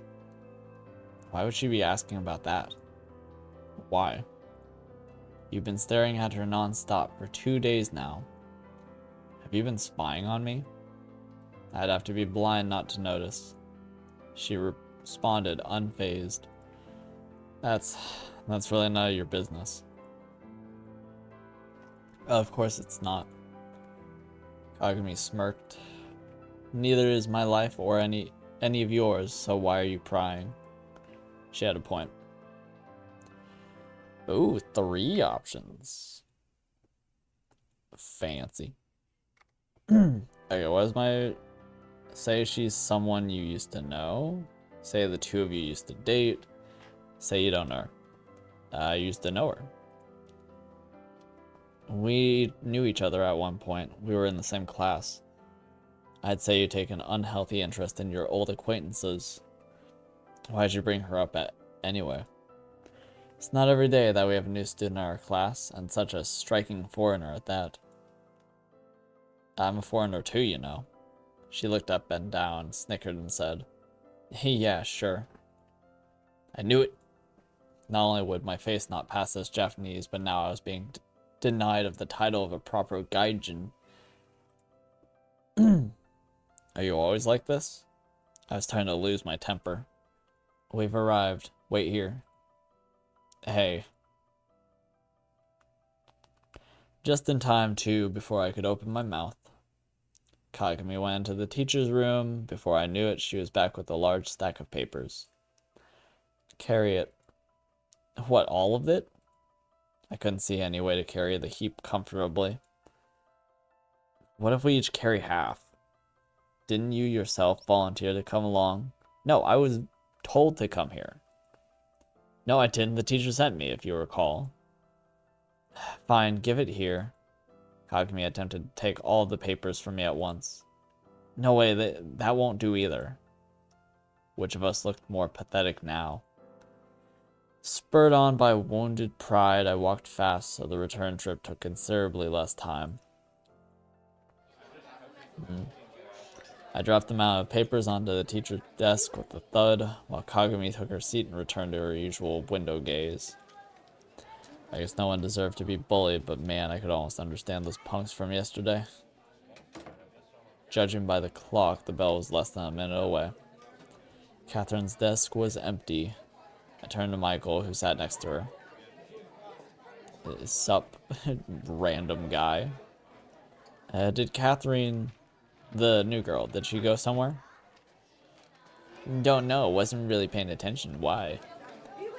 Never mind, no reason. Bummed, I sat down at my desk. Could she have somehow noticed I opened her notebook? No way, Catherine wasn't even in class at the time. Did someone tell her? How long ago did she leave? I'm telling you, I don't know. Are you talking about the new girl? I think she went to see the principal. Classmate had overheard our conversation. Thanks. The chair beneath me felt like it was on fire. That's how badly I wanted to run after her. But to what end? What was I going to tell her? As the bell sounded, my feet seemed to acquire a will of their own. They carried me to the door, then past the teacher and out into the hallway. I turned the corner at a run and stopped. The hell am I doing? Why all this? The school has gone silent, frozen still. as though in awe of the inescapable might of pure knowledge. I was slowly tiptoeing through the empty halls towards the principal's office. If I were to run into one of the teachers now, I would have to explain myself all over again. On the other hand, it would be no better if I showed up at his office myself. Speaking of which, here it was. I pressed an ear to the door, but no sound was coming from the other side. Either they were playing the silent game, or Catherine wasn't there. So what next? It was too late to go back to class. You can still go back to class. Whatever. I wandered the empty hallways and didn't even notice how I ended up in the old wing. Our school had been repeatedly rebuilt since it first opened its doors right after the war, with new buildings added as old ones fell into decay. Inefficient, if you ask me. Why not tear down the old structure first and build a new one in its place? Theoretically, there shouldn't have been anyone in the wing, but suddenly I heard music. A guitar. The sound was coming from what, judging by the plaque, was the old music classroom. I opened the door a crack. Oh. Ha! None other than the Kobayashi Ellie. She is the last person I expected to find here. She is doing a fine job playing, though.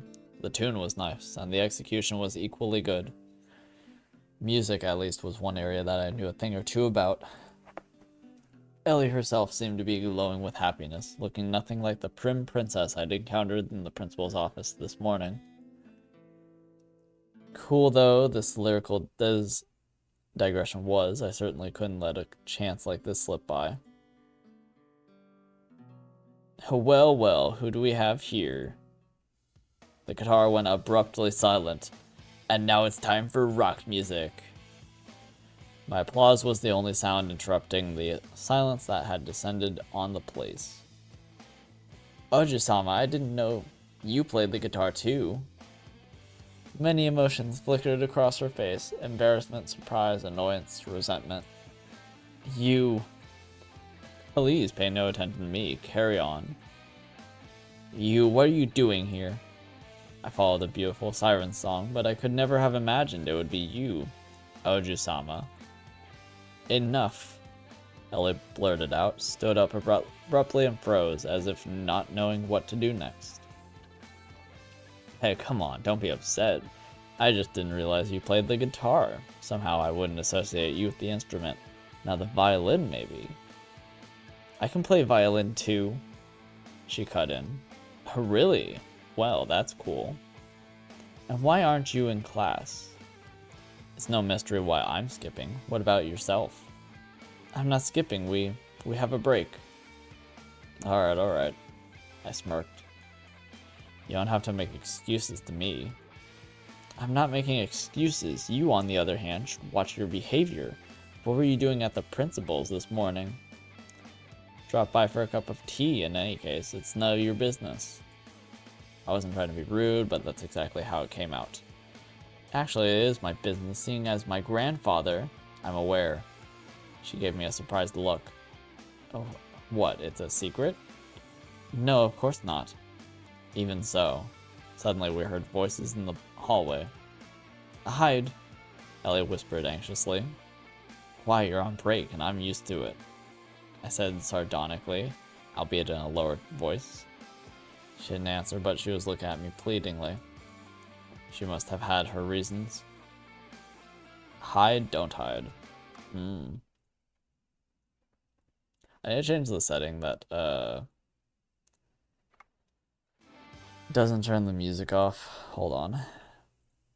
Audio. There we go. Yeah, there we go. Yeah, hide. Why not? Alright, fine, except I don't see where we could hide here. In there. Ellie grabbed my hand and dragged me to the small door, which I had missed initially. The door opened into a cramped utility closet.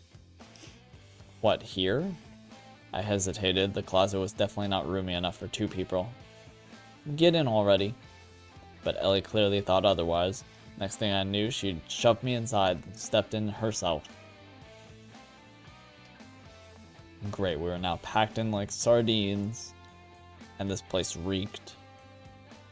Yet perceptible through the stench of dampness, moldiness, and dust was the sweet aroma of Ellie's perfume.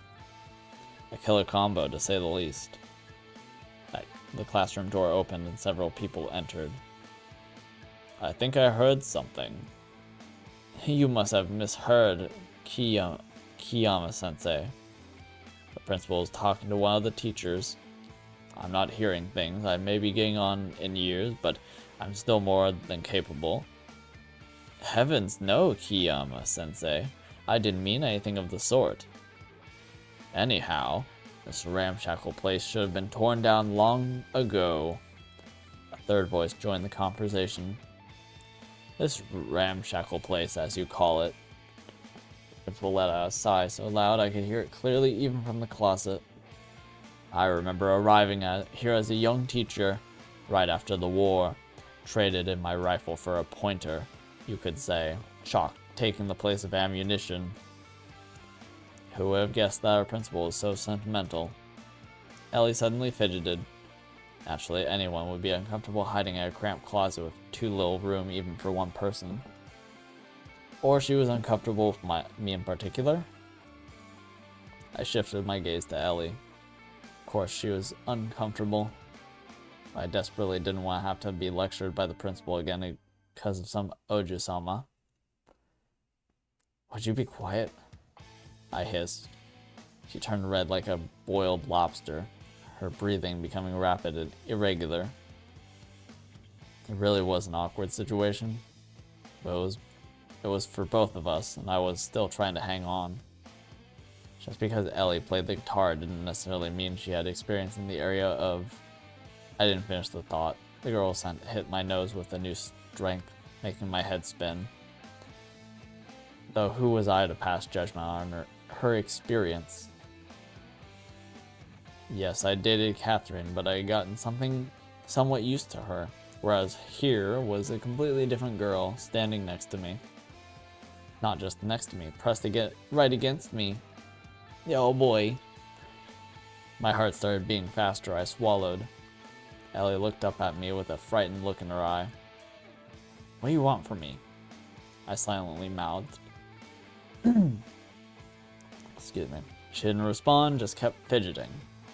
Although her movements were now making the whole situation uncomfortable for me. I made a face that my mind was supposed to be quiet. She seemed to have understood. Meanwhile, the principal continued his oration. And after all that you talk of, this is our cultural heritage. It should be made into a museum. Certainly, Kiyama-sensei, but let's go now. We have a meeting coming up. Yes, forgive me. I got a bit carried away. The moment the door closed behind them, Ellie came flying out of the closet. I stepped out after her. I had to say something. It was a bit tight in there. She looked at me dumbfounded. Tight? Tight, you pervert? You groped me all over. No, I didn't. I didn't touch you at all. You groped me with your eyes then. That's not how that works, necessarily. Really. Yeah. You think I couldn't see it, feel it? Calm down already, will you? How can you grope someone with your eyes? Anyways, it was your idea to hide in there. Yes, but that's all there is to it. Ellie's expression turned dreary and she lowered her gaze. I suppose it's unbefitting a young lady to behave like this, isn't it? She smiled sadly. Well, I'm not the best person to give advice on these matters, but for what it's worth, I don't think there's anything wrong with playing the guitar.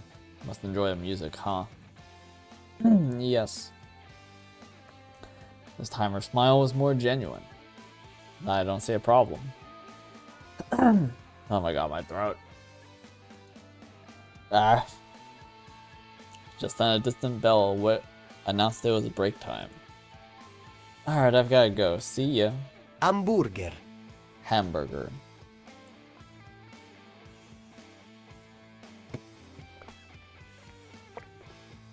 I'm trying so hard to clear my throat with water, dude.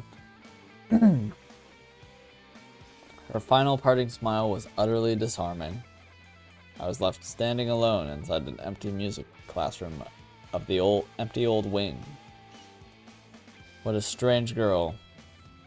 This whole musical interlude made me entirely forget the reason I had wound up here in the first place. I've been looking for Catherine.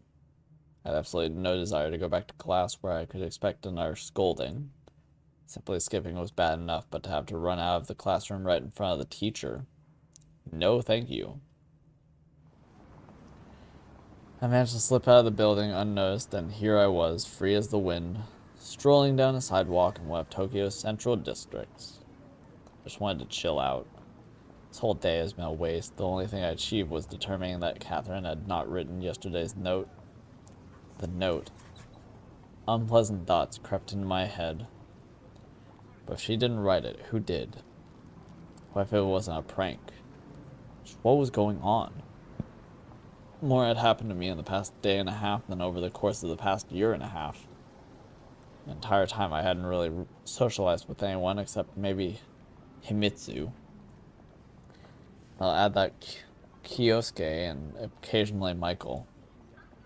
Now Catherine was back, and there was Kagami and Ellie. Sure. What next? Is I gonna turn into a magical girl? Stop with the magical girl.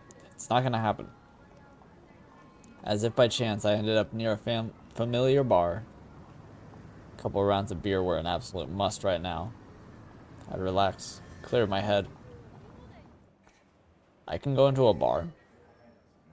The inside wasn't crowded, which made sense for the time of the day.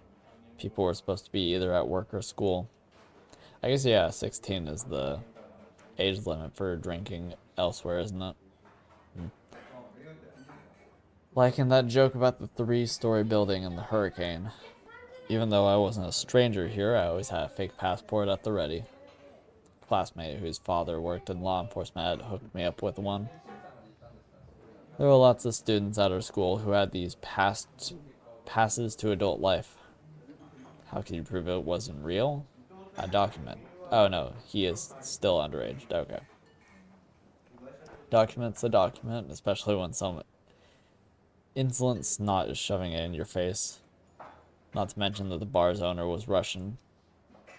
Chuckling, he usually told people that he used to be a pirate who was shipwrecked off the coast of Japan. That was a tall tale, of course. Most likely he was just a regular immigrant like my parents. Sat down at the counter and ordered a beer. Hey, Kolya, what's up? You're early today. Yeah, it kind of worked out that way. You aren't going to get in trouble at school, are you? You know how strict they are about these things here. I giggled nervously. Okay, I see. None of my business. A good bartender is invariably a good psychologist. It's practically a qualification for the job. Beer at this place was served in pint-sized mugs, which made me very happy. Squealing with pleasure after downing a tiny glass in one gulp was not my thing. Yuck. I took a long pull. Catherine's back. The bartender raised an eyebrow and asked with unfeigned surprise, "And what are you going to do now?" At times I wondered if showing empathy to customers was something more than just a professional skill. Now what can I do? She hasn't been over eager to talk, and neither have I. At any rate, I'm certainly not going to throw myself at her. So why is she back? It's for her mother's work, probably. She couldn't have come by herself, right? Most likely not. So I'm in the weird spot now. You know what they say, life is like a zebra. Black stripe followed by a white stripe, then a black one again, a white one again. Yep, and then the ass. We both laughed. You know what, Kolya? Don't get down, he said encouragingly. You still have your whole life ahead of you. The two of you will make up 100 times over yet. And if not, you'll find yourself another girl. Lots of them, all over. The bartender spread out his arms, inviting apprehensive looks from the few schoolgirls nestled at the table in the furthest corner. Thanks for the comforting words. So much else beside that anyway. Life's in full swing. And each swing hits you on the head. Geez, they keep a glossary of sayings under the counter? Probably. The bar door flew open and a group of young people entered. Having immediately recognized among them the punks from the day before, I instinctively buried my face in the mug. Was I scared? So it seemed. They sat down at a table and ordered a beer and cocktails for the girls. You know them? Bartender asked quietly, leaning in towards me. Wouldn't say I know them, but we've met. I gave them the occasional sidelong glance. Wonder if I should get up and leave. Wouldn't that look cowardly, though? Then again, to who? They hadn't even noticed me. No sooner did I think that than one of the guys got up and walked over to the counter. Hey, I know you. If you say so. I say as calmly as possible without even sparing him a glance. I don't think you know who you're dealing with, Gaijin. Yeah. I'm not dealing with anyone. So it wasn't you who punched my friend in the face yesterday. If it was me, he deserved it. Really? And how about we step outside for a little chat? I looked at the bartender, but he only shrugged. Some empathy, damn it. Alright, let's step out. What else could I do? Half a minute later, we were standing in an alley behind the bar. A couple older guys joined the school kids. Where did they even come from? Not so tough now, are you? Said the one I punched earlier. That'll teach him to stand up for Hoj. I looked at the girl. Compared to her, Kagami was Mother Teresa. Well, what's next? Gonna beat me up? 4 against 1? Impressive. What happened to you? Your code of honor. The Yakuza have one. I sneered at the largest guy among them. You've definitely got the mugshot for a thug. The other guy clenched his teeth, then their expressions hardened. What did you say? Let's get it over with already. A thought flashed through my mind. What if I struck first? That way at least I'll retain a smidgen of self-respect. I assume that didn't happen. Oh, and I'm dead. I had no time to decide as a strong shove to the back threw me to the ground. I was low. Their blows hit hard. They didn't go for long. Curled up in a ball, covered my head with my arms. It hurt. Lame. By the time I recovered my senses, the bastards had vanished without a trace.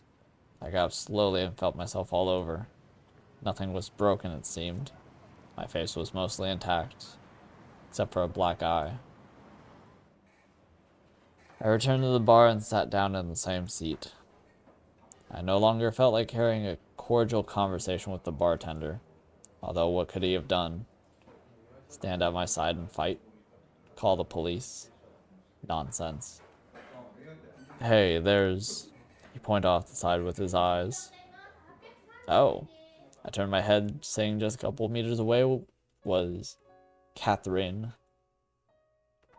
Well, hi, I guess. I said a little while later after waiting for her to start the conversation. Fat chance of that happening. Hi. Catherine replied indifferently. I shifted to a closer seat while she ordered a cocktail for herself. What's with the face? Nothing serious. She wasn't buying it. I fell. Face first onto concrete several times in a row. Yeah, I got lucky, but I'll get it next time. Is that so? Said Catherine apathetically. So you also skipping school? I had to start the conversation in the most neutral way possible. Also, she looked at me askance. Well, it's nothing new to me. I guess it isn't. I heard you went to the principal. Maybe I did, what of it? The tone of her voice didn't change, but her eyes flashed. Katya, I don't want to start everything up again. Then don't. I'm not. Or was I? Just put yourself in my shoes. How would you be reacting? Wouldn't you be asking the same questions? What questions? Fine, I'll understand you're here because of your mother's work, but this particular school, why? What, am I getting in your way? Catherine was sipping on her cocktail with an expression of absolute indifference. No, of course not. It's just, when I think about how we parted back then, that's all in the past. You didn't really think that I should have chosen a different school or changed my life in any way just because of you, did you? Why would I do that? Simply to avoid running into you again? It's not what I was thinking. She was right, actually. I had no comeback. But she was right only if she really didn't feel anything towards me now. Everything pointed to that being the case, but I just couldn't believe, didn't want to believe that she could be so cruel. So everything's alright? Of course. Then we can remain friends? A barely perceptible smirk appeared on Catherine's face. Do you want us to? Why not? Past's in the past. We gotta move on, go on living. You sound like someone with PTSD. That's when I started to get worked up. It's all in the past for me as well, if that's what you mean. Is it? Good. Excuse me. Great. I turned away, pretending to study the menu. Was I supposed to get up and leave? That would be it. I'd have to forget all about her for certain. Damn it. Was I really still hoping for something? Each time Catherine hurt me more and more, but like a mindless gnat, I kept slamming into the window, as if I was trying to prove something to her. In the course of this year and a half, I had become so accustomed to living with memories of her now. When she was so close, I simply couldn't let go of her. These memories seemed like my only hope, the only thing holding me back from doing something foolish and fatal. Did I think of something specific? Unlikely. But I was hoping, naturally. I see you're not wasting any time. Catherine gave me a surprised look. Nothing was worse than indifference. Better if she got mad at me. I snatched the cocktail out of her hand and said snidely, "Getting an early start, are we?" As I raised the glass to my mouth, I heard Catherine's indifferent voice somewhere in the background. It's non-alcoholic. It really was. Sorry. I set the glass back down on the counter. You, on the other hand, have kept your habits, I see. What do you mean? Her eyes shot over to the empty bar mug, which I had tried to move as far away as possible. Damn it, bartender. It's been a rough day. Yeah, how so? Are you really interested? Just keeping up the conversation, or would you rather that I ignore you? I sighed and answered. I was called in. The principal, same as always, skipping school. There's also a curious episode with a certain Oju-sama.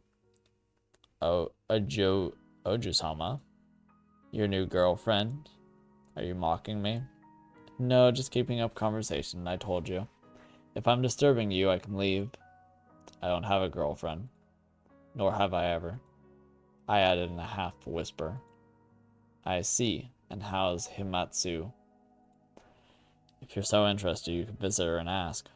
I don't believe you've had a falling out with her. Maybe I will go see her. Catherine responded vaguely and glanced towards the entrance. Was she about to leave? Something stung on the inside. I wanted her to stay. Even if she was going to mock me. Himatsu is fine. I don't even know what else to tell you. Same as always, basically. Same as always, is she? She drawled. Are you surprised that someone can actually treat me normally? Of course not. I'm happy for Himatsu. I'll definitely visit her if I get the chance, but now I need to go. She set the unfinished cocktail down on the counter and stood. Alright, see you at school. Catherine nodded and left the bar. Dang, bro, you took a beating. Don't even start. How about a drink on the house? Did you want to make it up to me? No thanks, I think I've had enough for today. I left the bar and stretched. Excuse me. As expected, the bruising ached. The past couple days of my life resembled some dumb manga from Kyosuke's collection. My encounters with Catherine felt more like a soap opera. A vicious, stinky, dark brew with a beginning but no end. How long was this going to go? Less than a year, I was going to graduate, and then what? My dad's savings weren't going to last long. I would need to get a job. Thoughts of higher education didn't even cross my mind. What skill did I possess? Did I want to toil interminably, day after day, just like the Japanese? Did you know there's even a special word in Japanese that means death from overwork? Questions, questions. It was getting late. I'd been wandering aimlessly around the city for a number of hours, occasionally stepping inside stores or just window shopping. I was killing time, killing yet another day of my life. It was completely dark by the time I arrived at my house. The lights were on inside. I immediately remembered yesterday's note, and a light shiver ran down my spine. Now that was ridiculous. An assassin waiting for a victim inside their house with the lights on. Still, logical or not, someone was obviously inside. Probably Himatsu. I carefully opened the door and saw a woman's shoes in the hallway. Himatsu. I should have guessed. Who else had any need of me? Hey, I said nonchalantly, entering the kitchen. Himatsu was sitting at a set table. She had apparently been waiting for some time. Nikko-kun, where have you been? I was worried. If a moment ago I had been glad to see her, all of that was out the window now. Not another interrogation. Oh, what happened to you? She jumped up from her chair when she noticed my black eye. Nothing serious. I ran into some robbers. Made short work of them, but one got me in the eye. Stop talking nonsense. It's not nonsense. You want to see the police report? She pouted but calmed down, having probably realized that I was fine. I asked Kyosuke, and he said you weren't there for the last few classes. I wasn't? What of it? I snapped back. Nothing, it's just so much has happened lately that I was worried. Why would you be worried about me? Did you think I was going to go drown myself? No, I didn't. Nothing much has happened anyway. I was about to add, at least not to you, but stopped myself at the last second. After all, Himatsu had done nothing wrong. Meanwhile, she was looking at me expectantly. I had to tell her something. I debated whether I should mention Catherine. It's not like it's secret or anything, right? We didn't do anything objectionable. Still, maybe Himatsu didn't need to know about this. Lie? Why would I lie? Why would I lie? What's the point of lying? Why lie? I was with Catherine. I was with Katya. Really now, why was I feeling so embarrassed about all this? Like an 8th grader on his first date. Really? Cool. And how's Catty-chan? Himatsu replied without skipping a beat, as if reading from a script. I suppose she's fine, but you know how she is sometimes. You have to drag every word out. Himatsu smiled. Alright, sit down and eat. The dinner's cold, of course, but you have yourself to blame. I was, in fact, hungry as hell. We ate dinner in silence, without talking, without the TV, and without even looking at each other. I could almost feel the charge of tension in the air. It was one thing for me to stay silent, but why was Himatsu keeping quiet? Just because I told her about Catherine? After so many years, Himatsu had come to know me very well, so she knew that there were times when I was better to remain silent, and times when it was better to do the opposite. So what was she hoping to achieve now? She knew I wasn't a fan of small talk. The silence was becoming unbearable. How was school? Fine. I said, just fine? Nothing happened to Saya? No, why do you ask? I set down the chopsticks and leaned back in my chair. Probably because you've been quiet the entire dinner. I'm not quiet, I mean not on purpose. Himatsu got flustered. If this is because of Catherine... No, of course not. What is it? She was obviously working up the courage to continue. These sorts of conversations had always been difficult for her. Because I was worried. Did you even check the time? You could have called at least. Called? Called where? We don't have cell phones, Himatsu. What's a cell phone? Here, she replied to a faltering voice. How was I supposed to know where you'd be here? We aren't living together, last I checked. Maybe we should, she mumbled softly. I pretended not to hear it. The conversation had clearly taken a wrong turn. Hey, you know what? I'm really tired. You head home and I'll do the dishes. But I'll see you tomorrow. Matsu hung her head and stood up from the table. Good night. When the door closed behind me, I breathed a sigh of relief. Right now, I absolutely needed some alone time. I felt as though trapped between two fires, or even 3 or 4. A veritable ring of fire that was slowly but surely closing in on me. And how was I acting? Sluggishly and indifferent, like a decrepit old man who had long stopped caring about life. On one hand, there was Catherine, who I simply couldn't put out of my mind. On the other, there was Himitsu, who clearly wasn't happy to see Catherine back. Then there was also the note, new acquaintances, my non-existent plans for the future itself shrouded in thick haze of uncertainty.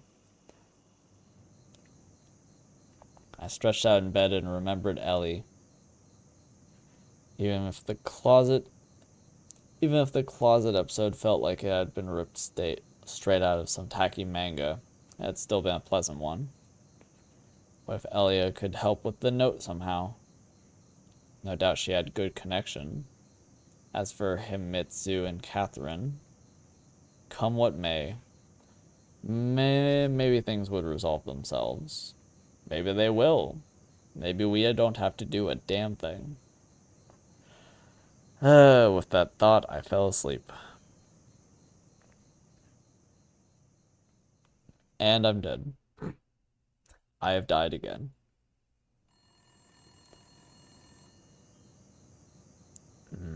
I was woken up by the telephone. What time was it? Cost me some pains to make it to the phone. Hello? I sounded terribly groggy. Nikolai, you are in great danger. You have to be extremely careful.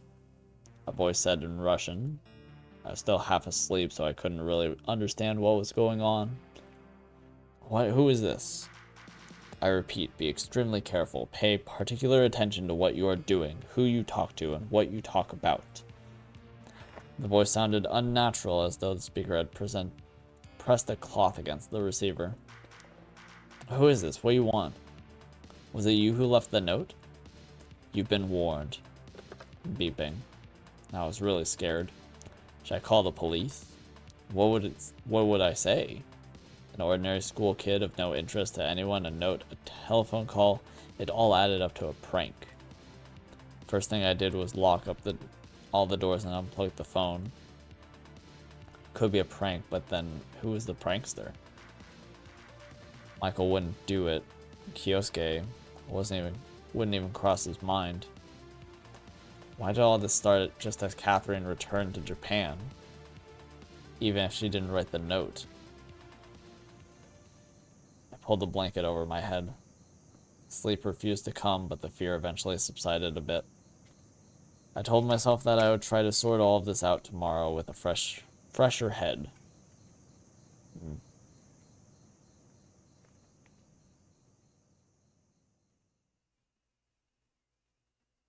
Okay. The 9th of September the 9th of September of 1987. No wake up. I woke up late. It was already past noon. The house was quiet, too quiet, really. I'd missed school again. Oh well, to hell with it. After all, my life was on the line now. Or was I being overly dramatic? I walked into the kitchen and stood there in a stupor. What I miss? Uh, I'm gonna be real. Not much. Other than like a call, I guess, saying we were in danger and we found the purple-haired girl. Really don't think we missed much. This game is much slower than I expected it to.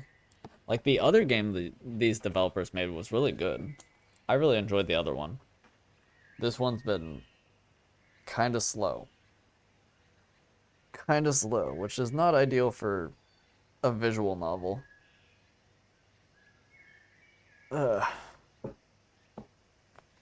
Ugh. I walked into the kitchen and stood there in a stupor. My head felt heavy, thoughts jumbled together. I wanted to sleep a little longer, maybe just another 10 hours. A glass of cold water helped bring me to my senses. I looked at myself in the mirror. Oddly enough, the black eye was gone. I checked all the doors and windows. They were locked securely the way I had left them the night before. I found a note from Himitsu on the hall. I was worried, blah blah blah, come after school, more, blah blah blah. Thanks, but no thanks. This must have been the first time in my 18 years alive I had faced a situation like this. The move to Japan at an early age, the challenge of adaptation, the death of my parents. All these had been tough, but they'd seemed more like fate than someone acting against me. This time was different. Something was threatening me directly. Someone was warning, cautioning me, sincerely or not. But who could possibly be interested in me? Then it hit me. It was improbable that I personally would be of interest, but it might be about my parents. No shit. They had immigrated from the USSR after all, and they worked for Kobayashi Corporation. The voice on the phone yesterday had been speaking Russian. The sound was altered, sure, but it was clearly unaccented. I didn't know exactly what my parents were working on, but it might have been something serious. A lump formed in my throat. Work serious enough to kill for. The most frustrating thing was that I knew nothing about it, except for who was going to believe me. I had to act fast. Okay. I pulled out my dad's old address book and scanned through it for the number of his coworkers. A few I'd met, some I'd heard of. In any case, anything was better than sitting and waiting. Good afternoon, my name is Nikolai Enokin, and I no luck with the first dozen numbers. Some were no longer at their old jobs, others didn't pick up. One had even passed away. I turned the pages. There was a number written in my father's firm, even hand, and underneath it, a name. Itchy Nose. Itchy Nose San. Itchy Nose, Itchy Nose. I'd heard that last name before. Long dial tone. 1, 2. After 10, it was about to hang up when a familiar elderly voice said on the other end, "Hello." At that point, I remembered. Itchy Nose used to visit frequently when I was younger. An even polite, affable, good-natured old gentleman. He used to bring me candy and ask me about school and my hobbies. Then he and Dad would sit together in the garden for a long stretch of time and, with an air of importance, do a lot of smoking and talking.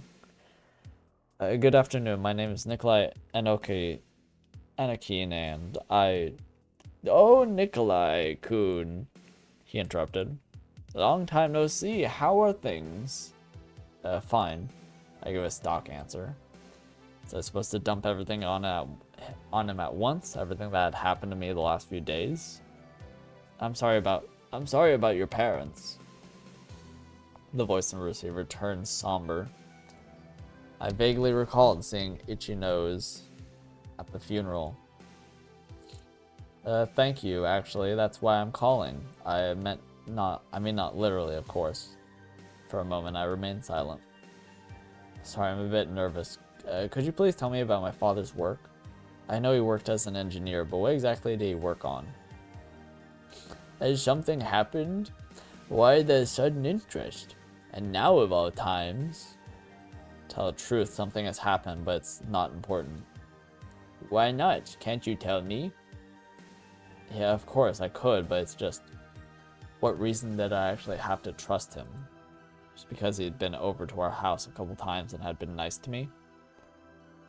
Sorry, you're gonna tell me or not? Is it some kind of secret? Not a secret, no, but it's somewhat complicated. I get it's complicated. I'm not a child anymore. I grumbled back. So what happened? Some people came by and asked questions about my father, about his work. I lied. Asked about his work, did they? Itchy Nose stretched out the words ambiguously. And what exactly did they ask? I don't know. I mean, I didn't tell them anything because I didn't know anything myself. And how did they question you? What do you mean? Well, what was the tone? I was absolutely certain Itchy Nose knew far more than he was laying on. What's more, Itchy Nose seemed apprehensive. Should I be worried? That's for you to know. I don't know, that's why I called. He replied coldly. If I knew anything, I wouldn't be calling you, right? Nikolai, you shouldn't drag yourself into this. Why, do you know something? Tell me, this is concerns me too, you know. No, it does not, in fact, concern you, and if you lay low, everything will be fine. But that's all I'm gonna say. Don't call here again. Short tones followed. Everything will be alright. Yeah. Am I supposed to believe that this is going from, like, Russian espionage into let's start a band? Like, what is this game? I am starting to get a little curious, like, what even the approach to this game is. But if it's just a flip-flop between, like, high school band and almost dying to, like, spies or something, it's gonna be very strange. On the other hand, I listen for indirectly confirming it was indeed about my father. Collect my thoughts and try to remember everything my father had ever told me. An engineer. What do engineers do? They engineer. Brilliant. Build stuff, more accurately, draw up plans. God, what does a 16-year-old kid care about details like that? What had mattered to me was I received my allowance and that all was well at home. Certainly certain about one thing, my father hadn't been working in conventional construction. Defense, maybe? Had he worked for the military? What difference did that make? Still didn't know a thing about his actual work. Unless the whole thing was someone's sick joke. The hour hand on the clock moved inexorably. Bye. Bye. Take care, Aiden. Inexorbitantly towards 3, and I hadn't even eaten breakfast yet. Himitsu would arrive soon. The note made that clear. Enough already. She wasn't my mother. Of course, as I thought that, I felt the sting of my conscience. Still, I absolutely had to get some fresh air. Back to the bar. Decided to go to my favorite bar. Even if it was the site of yesterday's unfortunate incident. The bell above the door rang as I entered, but none of the few patrons present looked my way. Only the bartender gave me the usual smile and waved. Hey, Koya. Been seeing a lot of you lately. Not that I don't enjoy your company, but after yesterday. I stopped in front of the bar, not knowing what to say. Not No, my anger towards Oh him had yeah, already passed. conveniently my E key stops working when I type the word by E on a Jeffnum stream. Ah, yes, of course. As if you didn't type. Oh. I was gonna get on to you about saying hamburger, but that fits. Yeah, very convenient. Very, very convenient. Very interesting that that happens. Strange. And it turns an already passed. After all, people have their own lives. Usual. Come for lunch. Guy, what would you like? Don't know, give me a steak. Shall be done. Managed to imitate the Japanese way of addressing guests near perfection, twisted his own particular way, so he ended up sounding more like the overly hospitable host of a medieval tavern. Sat down at a table and sank in. I'm gonna start paraphrasing. This game is proving to be so long. We're 3 days in. Why is this all like so slow? My God. We are 3 days into the visual novel, and I feel like nothing has happened. What did it say? Food here was good. It's lazily picked my teeth with a toothbrush. New customers. Oh, it's Michael. It's one person I'd never expected to see. Why not? Noticed man came to sit. Appeared beside us. Menu. Friend of yours, Nicholas. Nicola. Asked in Russian. Hideously drawing out my name in a French manner. Something like that. Replied in Japanese. What is this, sir, desire? Couldn't decide whether I was irritated or amused. It's coffee. Right away. Chime the bartender before taking off. Is school over? It is, and you didn't show up. Yeah, let's just say I had some business to take care of. I had known Michael. Why is it so tense? Known Michael for 2.5 years. He's from the state. His parents had worked in Japan for a while. Never particularly close. Say he was the perfect opposite of Kyosuke. I take it you don't want to go into detail. Not particularly. These guys at school have been bragging that they beat someone up yesterday. And I snarled back. It's hard to tell when Michael was hinting at me or just sharing gossip. You haven't heard anything, right? No. I see. Kept sipping his coffee. Uncommunicative as it could be. Really comfortable now. So what's going on? The usual. How's Catherine? Question slipped off my tongue. I don't know. We're not acquainted, remember? Right. Back then we were different classes.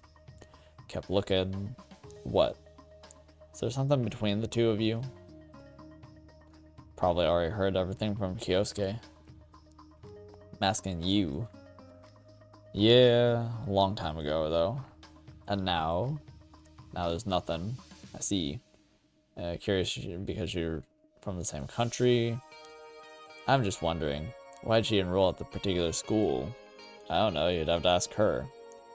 Sick of the question. I'm also sick of the question. Have you thought that maybe there's a reason behind it? What difference does it make what I have or haven't thought? Didn't mean to upset you. Nothing to do with you, I just got more important stuff. Calm, level, didn't actually care.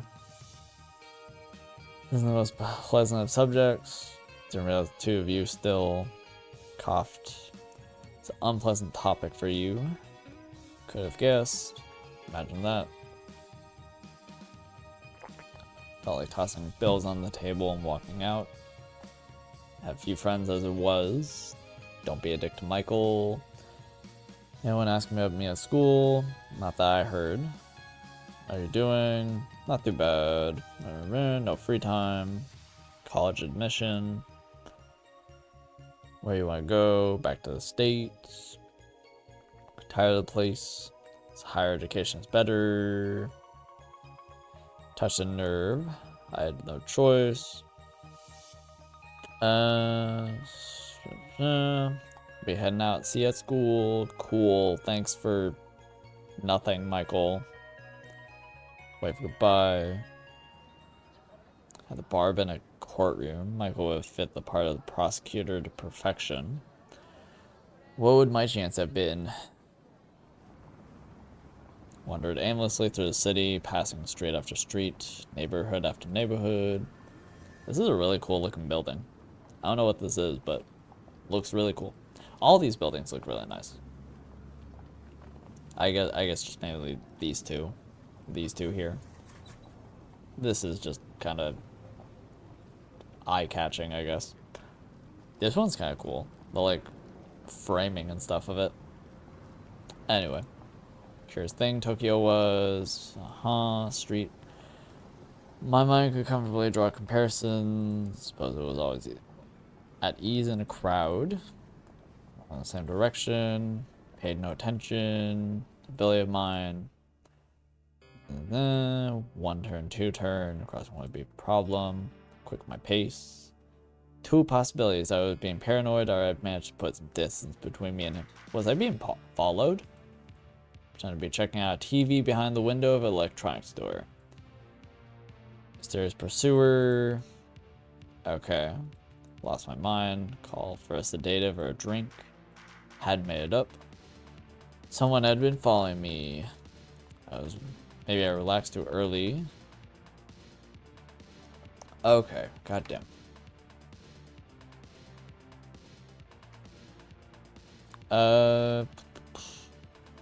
Try to find the tail. That seems dangerous. I mean, we're not doing anything else right now, right? Excuse me. Like, we're not doing anything else. We might as well. Couldn't hurt to try. Professional shouting me. Wouldn't let me bust him so easily. Went to a clothing store. Bought a brightly colored windbreaker and a cap. After confirming no one was watching me from the street. Hide in plain sight. Threw on the clothes. Stopped around the corner. Boom. Gone down a parallel street instead of following right behind me. Okay.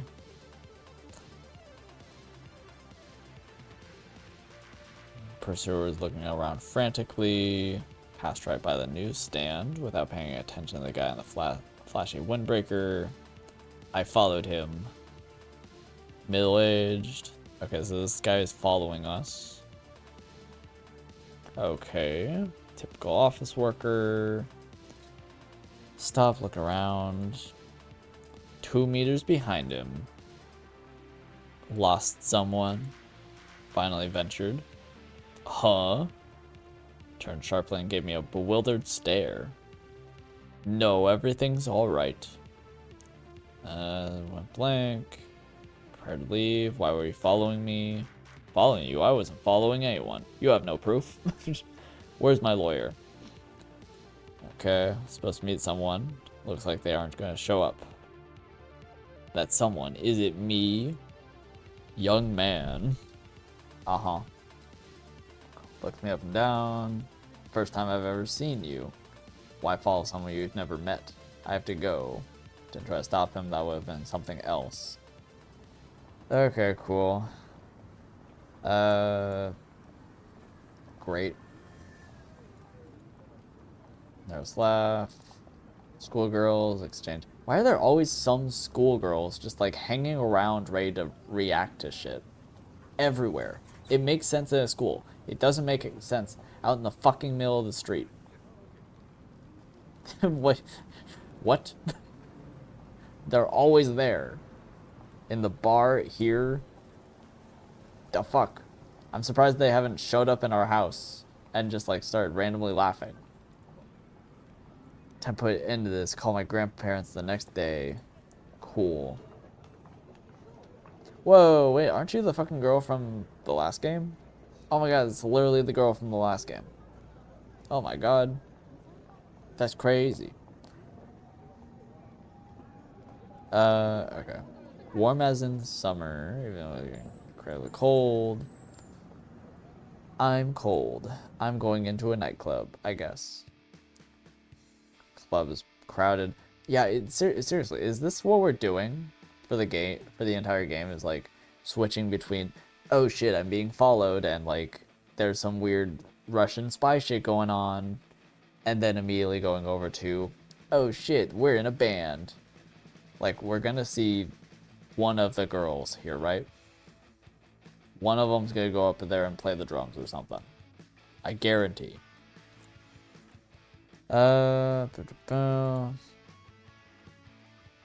Okay. Interesting. Blah, blah, blah. Music, metalheads. Who is I to judge? Next band was dressed in the 70s. Conquered time. It's pointless to expect international stars. Brought here Catherine here once. Himitsu refused to go to concerts. Young couple is called in the corner. Okay. Dash to the bar. Down shots of whiskey. Picked up another beer. Okay, cool. All farts. Finished playing. Stage was now occupied by some glam rockers. Let's get rockin'. The guy standing near me glanced my way and said, "We're gonna rock, alright, don't you worry." Cool, thanks. Also, Armand, you are the second character in this that looks like Armand that I've seen. What are you playing? Sure am. Blah, blah. Wednesdays, all busy tuning. Blah, blah, blah. I'm always tuned. Just the sunglasses. Why is he wearing them indoors? Because he looks cool. See ya. Is he hitting on me? Surely not, right? Guy disappeared in the dressing room. Okay. Z feels. Okay, a familiar voice came on the microphone as bright lights beamed down from the rafters. Oh shit! Standing center stage in a rather unusual outfit was Ellie. Wow. Okay, cool. So she's in the band. Gotcha. Now that I was not ready for. Had the money driven her insane? Uh-huh. Actually pretty good. Crowd was interested.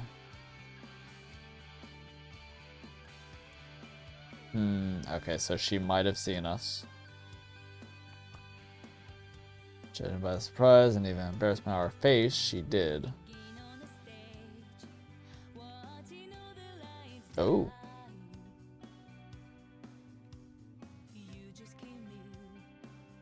Music's actually pretty good. So what? She really think no one was gonna find out of her nighttime transformation? I chuckle. Fell for her. Where'd you come from? You're just on stage. She's gonna take some effort. Same school. Oh, is that so? Okay. That dumb name is that anyway. Z Feel. It's pronounced Zed Feels. Like the anime robot. It's to attract fans. Okay, cool. Z Feels. Crowd was getting hyped. An instant later, the guy I had been talking to is back on stage. Playing some kind of ballad. Okay.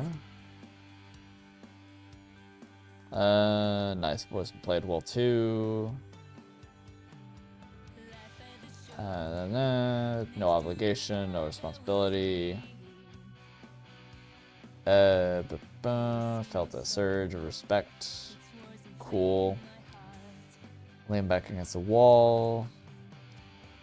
Oh my god, why do you keep coming up to me? She doesn't do as well without you. Anger imparts strength. The hell you guys are playing now, as in right now. Right now there's a solo. He was starting to get to me. Okay. Ellie fumbled. Ah, shit. Were fans and servants gonna lynch me now? Recovered. Song was out. Over and before the next one began. She shook her finger at me. Okay. How's this my fault? She obsessed or what? Now look at her. Bassist looked fairly ordinary. Okay. Drummer. Last song. Okay. The audience demanded an encore, but the band quickly disappeared. Didn't have a particularly long repertoire. What was I gonna do next?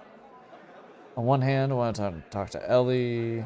On the other, wouldn't that sound like a trite compliment? Okay, so we got a choice. Oh, never mind. Okay, didn't have much to say anyway. Grateful to Ellie. Cool. Empty now. You thought I had gotten warmer outside, or the alcohol was warming me up. At home. Cool. Another note. Note made it clear I couldn't even begin to count on it. Did she think I was just out having fun? Okay. Gone to a concert. Okay. Boom. Started to feel like I was in a cage. Children usually become more independent as they age. Himitsu had essentially replaced my deceased parents, and a little had actually changed in my life. Take all this for granted. Really feel no gratitude. Wasn't upset, but hurt. Didn't call her. Didn't give any details. Stop by her place. Dial the phone number. Okay. Hello, Nika-kun. Just about what I expect. Hey, sorry I disappeared today. Silence. You wouldn't believe me if I told you I had things to do, would you? Did you? I sighed. I'm hurt you're hiding something from me. If I was, there would be good reason for it. I'm not hiding anything. The inane laugh was meant to diffuse. You know I'm always here for you if anything happens. Alright, I'll see you at school tomorrow. Good night. Good night. I hung up and paused. What if I told her everything? I doubted she could help me. At least I wouldn't have to shoulder my problems. Oh. Did she call again? Or is it another voice? Hi. Who else would call me? Oh, Itchy knows. Okay. I thought hard about whether to call you. After all, I did tell you this morning to keep out of business. I owe much to your father. Since he's no longer with us, the least I can do is repay my debt to his son. Okay. I don't know all that much myself, nor did your father. I suspect. But is a person. Write this down. No, memorize it. His name is Akira Shinji. Used to work with your father and I. He was laid off. He owns a little restaurant somewhere on the waterfront. Fell silent, continued. I don't know if you're in any danger, but please be careful. Which waterfront? There's so many in Tokyo, the name's pretty common. I can't, I have to go. Okay, cool.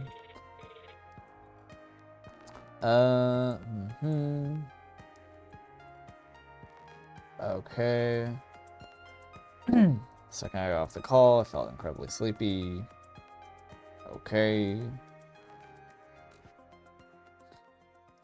Ba ba ba ba. The 10th of September of 1987. And I'm dead. Again. Every time. I see the light. I woke up early. Okay. Cool, so we're just not going to school anymore, I guess. Nice.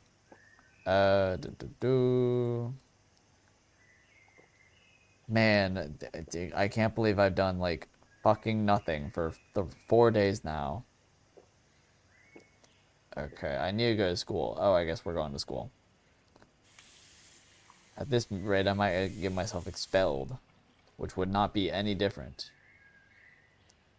Yeah, we literally like told the principal we would stop being absent, and then we were gone for 2 days. Oh boy. Okay. Damn, how do we lose contact with like every character here? We lost contact with everybody. I mean, I guess we're like kind of being sneaky and trying to avoid being watched and whatever, but at the same time. Ooh, the train. We get to see the whole train. Wait, here it comes. Here comes the train.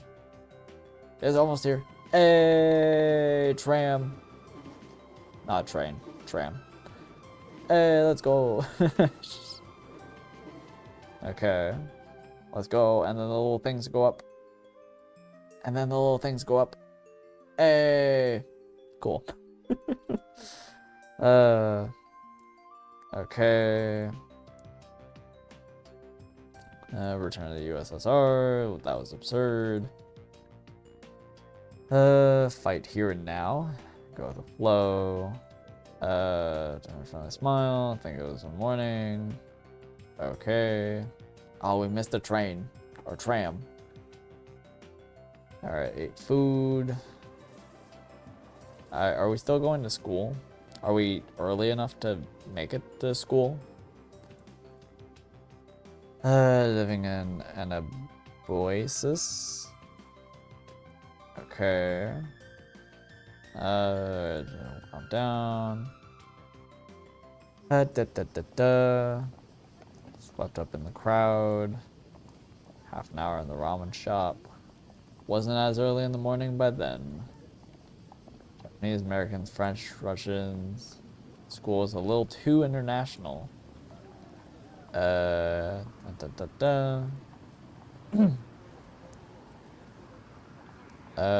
Football.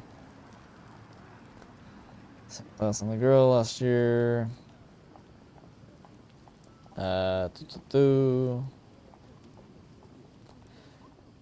Oh, Catherine. Hi. You're early today. She gave an unexpectedly polite response. Yeah, I skipped yesterday. I can't keep ditching school forever. Decided to get yourself to get together, really? Catherine looked at me wide-eyed, then frowned. Oh, I see. She had that smile on her lip again. I ignored it and said simply, yeah, you know, so much has happened lately. I may have been feeling fine, but I couldn't hide my swollen face. Especially not from Catherine. Well, oh, enough already. What are you staring at me for? You know it all. Emotions changed quickly on Catherine's face. Surprise gave way to indifference. She lost interest. That was not what or maybe that too. I don't want to fight anymore. I just think you have to understand my reaction. Put yourself in my shoes or something. What are you even talking about? Asks nonchalantly. Everything. Don't pretend you don't understand. Don't understand what? I don't even know how to talk to her anymore. Hey, you want me to understand you? I do now. Oh, here we go again. Is that your way of mocking me? Why would I be mocking you? That's what I should be asking you. First you come back with no reason. Is he drunk? Then you transfer into my class, pretend that's how it should be. Show at least a morsel of respect. What should I respect you for? Damn. Got here, forgotten. Even think about yesterday's events. What I'd be thinking about in the morning. The fuck are we going on about? Just don't talk to me anymore. Excuse me. I'm tired of degrading myself for you, struggling to get you to at least treat me like a human. I look like she was ready for this kind of reaction. So make your choice. Or don't. Or we could just continue. Turned around and ran up the stairs. Oh, hey, where you been? I'm a non-important character, pretty much. Drinking. Not in the mood. Cool. Responds. Shaw enters all immediately. Be easier during the lesson. Now it's crossing the line now. Stop being mockery and turn into outright cruelty. What the fuck is this character going on about? Crashed headfirst riding a bike. Right in the Grand Canyon. God. Bell finally rang. I think about Catherine. Trying to sell with anything. Seriously, it's so weird. This is immediately like just very jarring to go from like internet, like whatever the fuck is going on with the like the guy spying on me or whatever, and then just high school antics. What? Huh?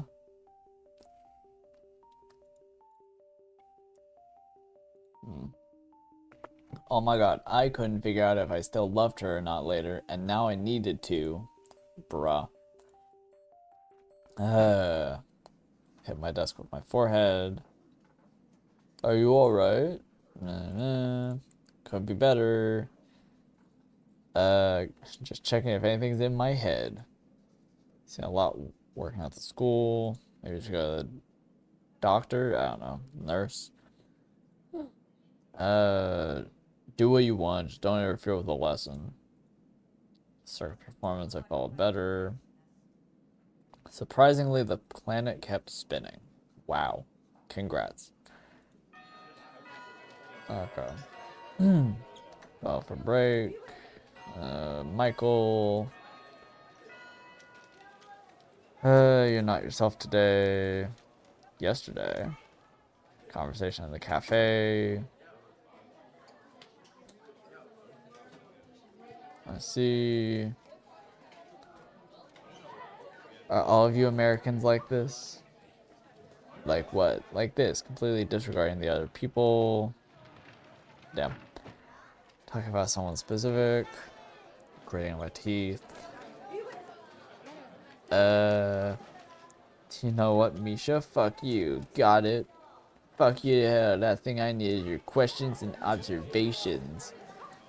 I don't understand what. We decided to go to school for what reason? To be a dick to everyone? Unnecessarily?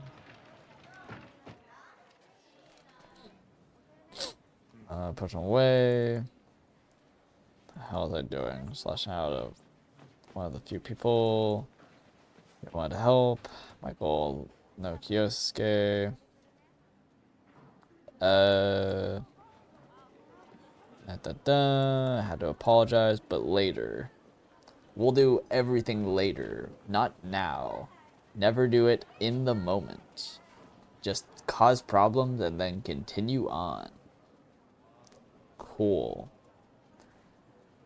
What does this button do? Oh. Oh. Is that skip? I don't know exactly what that did. I assume it's a skip. Anyway. Save. Okay, where are we going? Go to roof. Go to Himitsu. Why would we go to the roof?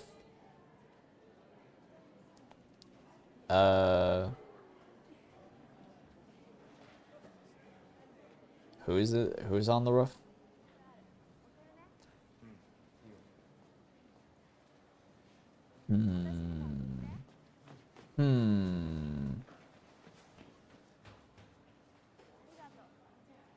Okay, so we either want to be alone or we want to be with her. I mean, this game's been doing pretty good at leaving us alone, but I would rather interact with people. I feel like we have not been interacting with anybody as of recent. So let's go talk to Himitsu. Who if not her? Okay. Reason, man. Sing in her plays, stream magazine. Hi. And Nico-kun. Sorry about yesterday. It's okay, you're alright, aren't you? Seems to be still kicking. I demonstrably felt myself over. Give me a quick questioning look. I dropped by because it's boring in our class. Kioske. Glad you're here. How are you doing? Nothing to talk about. Seeing Catherine. And just briefly in a hallway. How's she? Don't you know? How would I know? She doesn't talk to me.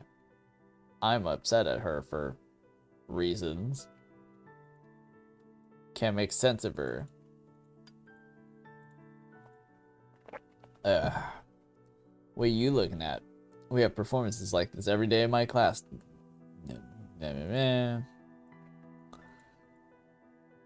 Senpai, don't touch me. So, casting a cold look. Nico-kun. Pain audible in her voice. What? Why are we... Okay, maybe I shouldn't have come to see her. Damn. Inexpressibly disgusted. Ashamed of our behavior. What have I turned into? The note, the calls, the threats. It was about me. Okay. Cool. Are we going back to the music room? Randomly?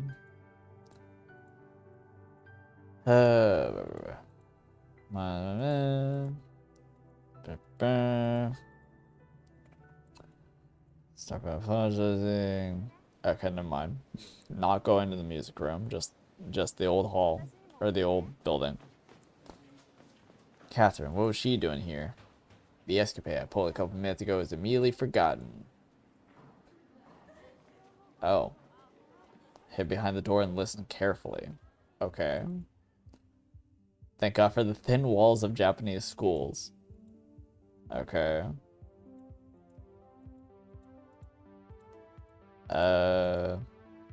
Not what you think. Got the end of the sentence. No, I'm just glad you're back. Are you now? Well, if you want to search for hidden meaning in my every word, I'll leave you to it. Didn't sound like a conversation between old friends. I've expected that. Actually, should have expected that. Don't pretend nothing happened. But nothing did happen, and hasn't been happening for the past year and a half. Even if we were pretending we were good at it. You're right, nothing has been happening. That feels like it summarizes the game so far. Wasn't talking loudly. Why now of all times? If it was up to me, I would have never have returned. How convenient for you. Leave when you're most needed, not your fault. Come back when you're not needed, not your fault. How are we to live now? Tell me. Never expected a reaction like that from Himitsu. No longer the 8-year-old girl I met when I didn't know Japanese. More mature. And what should I do? Tell me. Why in the world should I adjust myself to you, to him, to the two of you? For you, life is so simple. It sure is complicated for you. Couldn't even come and say hi, explain the situation properly, all because of your pride. Pride, you say? Catherine smirked, scornful. I thought I was hiding behind the wall. More like self-respect. You could use some yourself, acting like a... Like what? Come on, tell me. She was about to. Let her finish. No one's paying attention. If only you knew the whole truth. Then tell him. I can't. Okay. Quietly. So that's how it is? That's what you do and what you intend to do next? Can't ignore his feelings, you know. What about my feelings? Hey, has anyone thought about that? Her feelings? I didn't know she had feelings. I can't stand being near him. Then don't be. Free us from your presence. It'll be easier for everyone. I will. There's less than a year of school left. But for the entire year, it won't break you, I'm sure. You're just... Oh, senpai. Okay. Hope the girls didn't notice me. Ran back to my class. Okay. Jump behind my desk. Forgotten about Michael. Oh. What they ever have... her tone, wording. Can't stand being near him. If only he knew the truth. You alright, Nick? No, I'm literally having the worst week, and yet nothing has happened for like 4 days. Yeah, everything's fine. I blurred out. Huh. Lots happened. There's still... slowly stepping first. Michael. So, sorry I acted like that. It was just things have been complicated. I understand. I didn't mean any harm. I just snapped. I understand. Okay. Bell rang. And 5 minutes. Boom.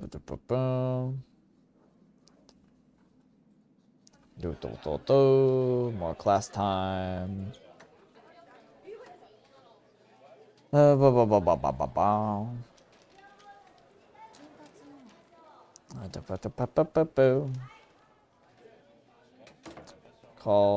find out what it was about. I don't know how this looks to like, as to stream like this. I feel like it's probably weird for me to just like skip through things and like kind of skim a visual novel, but like, god damn, it's so fucking long. We've done like what, three or four other visual novels this month. None have been so like dragging as this. Every other one is like so good. 2 of them had voices. This one's just like extra long, dude. It's not like bad. Like obviously there's, you know, people who like it this way. Hold on. How many? 1, 2. I guess Lorelei technically isn't a visual novel. Yeah. But even then, like Perfect Gold was really good. And it was another game that's kind of similar to this where I'm basing, I wanted to play it based on the developer. And then The Coffin of Andy and Lele was like very gripping. I think that one is just really interesting. There's like enough cool stuff going on with it. And it gets to the point too. This one's kind of meandering. And so it's like, I'd rather get through the story and figure out what's happening, because the writing is not the strong point here. But potentially there's something with the story. I'm just hoping that like some elements of what I liked of Everlasting Summer can come through, because right now it's kind of a mess. Right now, kind of a mess. I'm pretty sure this is after Everlasting Summer 2. It's doing the same thing that Everlasting Summer did, though. Like, I spent a long time on that game. And I was, like, enticed. I was, like, very drawn to it for some reason.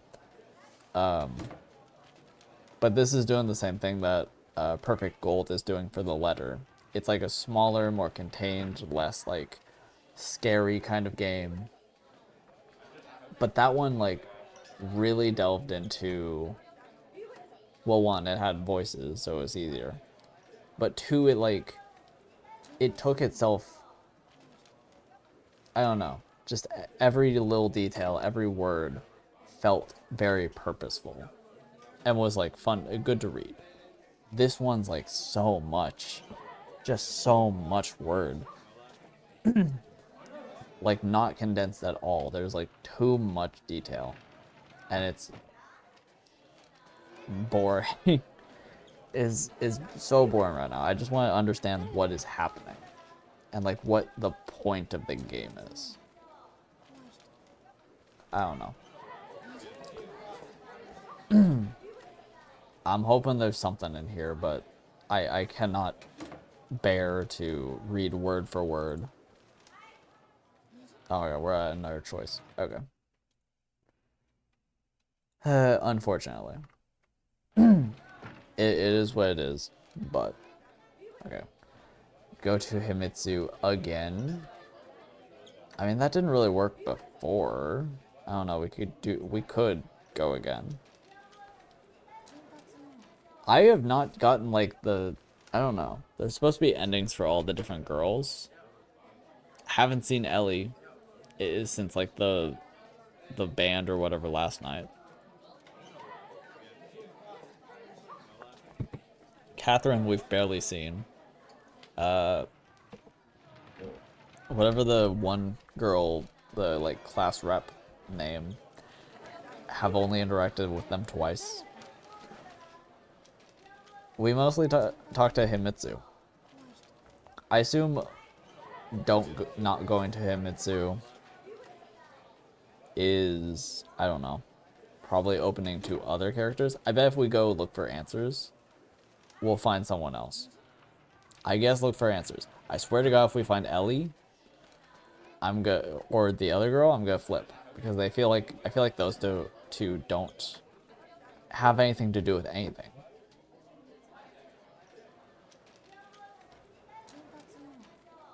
Oh my God.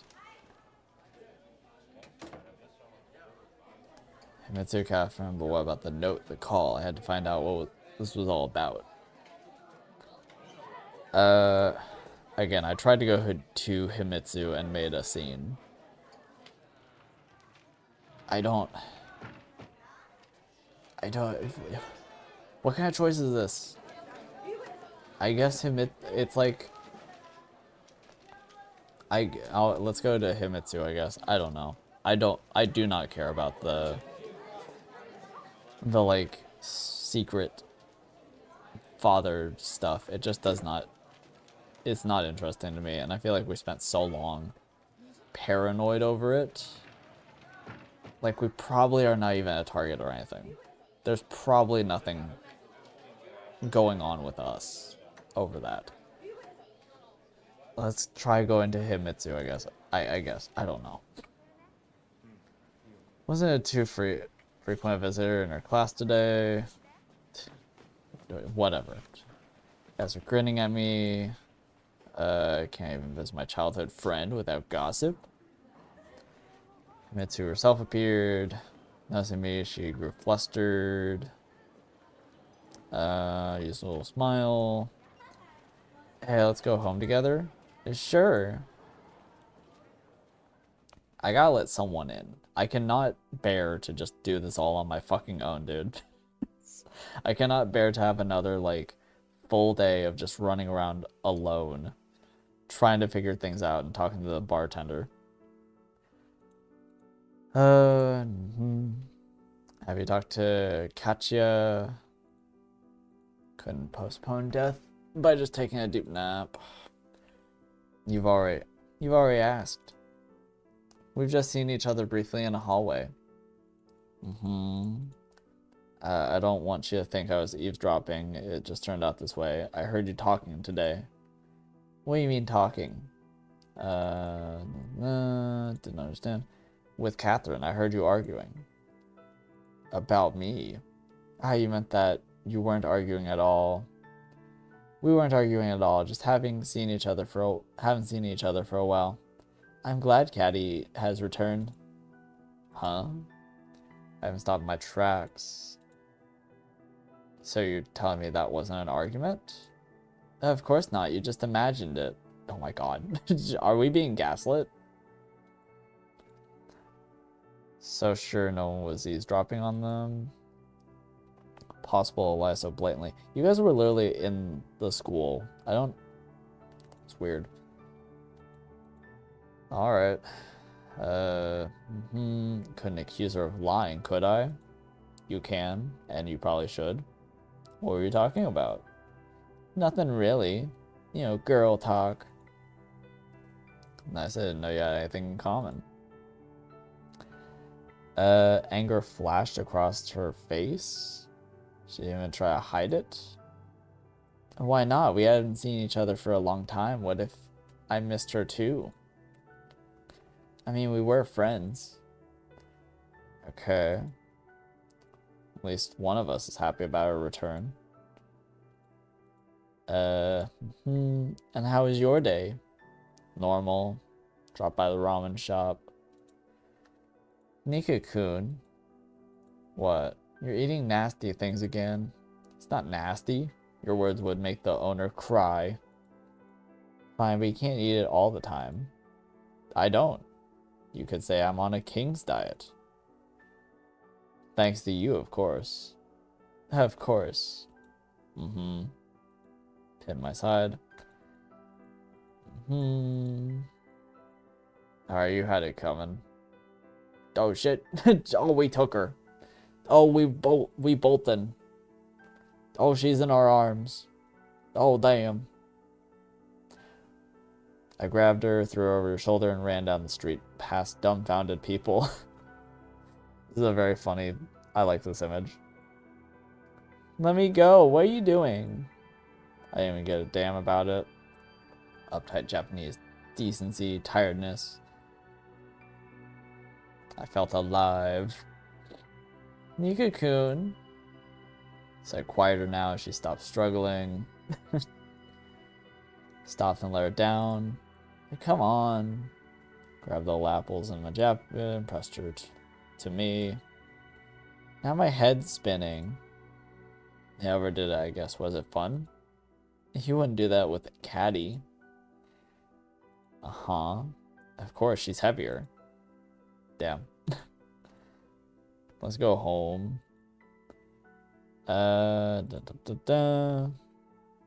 Drifting further and further away. Past few days. Closeness was nice. Well, here we are. I guess I'll make dinner. Nah, no need. I've got things to do today. Gotta go to the bank. Lied to escape. Didn't look like she was interested. Alright, see you tomorrow then. Smiled. What the actual hell? Oh, wait, what?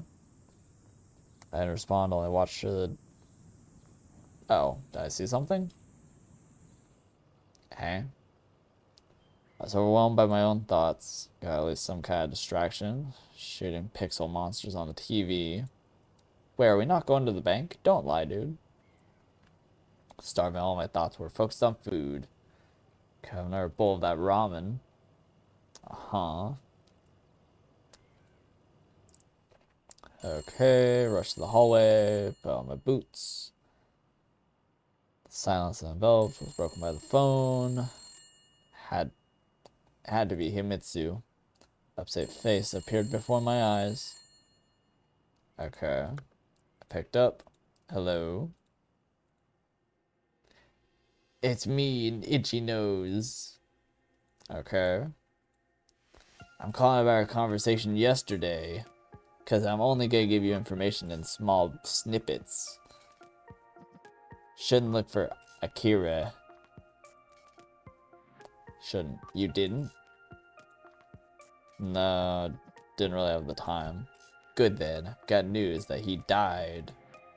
Died? Okay. Happy voices came from in the street. Last rays of the autumn sun. This isn't related to my father, is it? To his work? No, not at all. They say it was a heart attack. He wasn't a young man. Okay. We all face it one day. Okay, you didn't know him. Father's friend. Sorry, I couldn't help you anymore either. Kira's my only guess. Okay. If only I could have done more. Okay. Remember something? Happy to hear. Of course, of course. Had to be lying, right? Why would you lie about a man's death?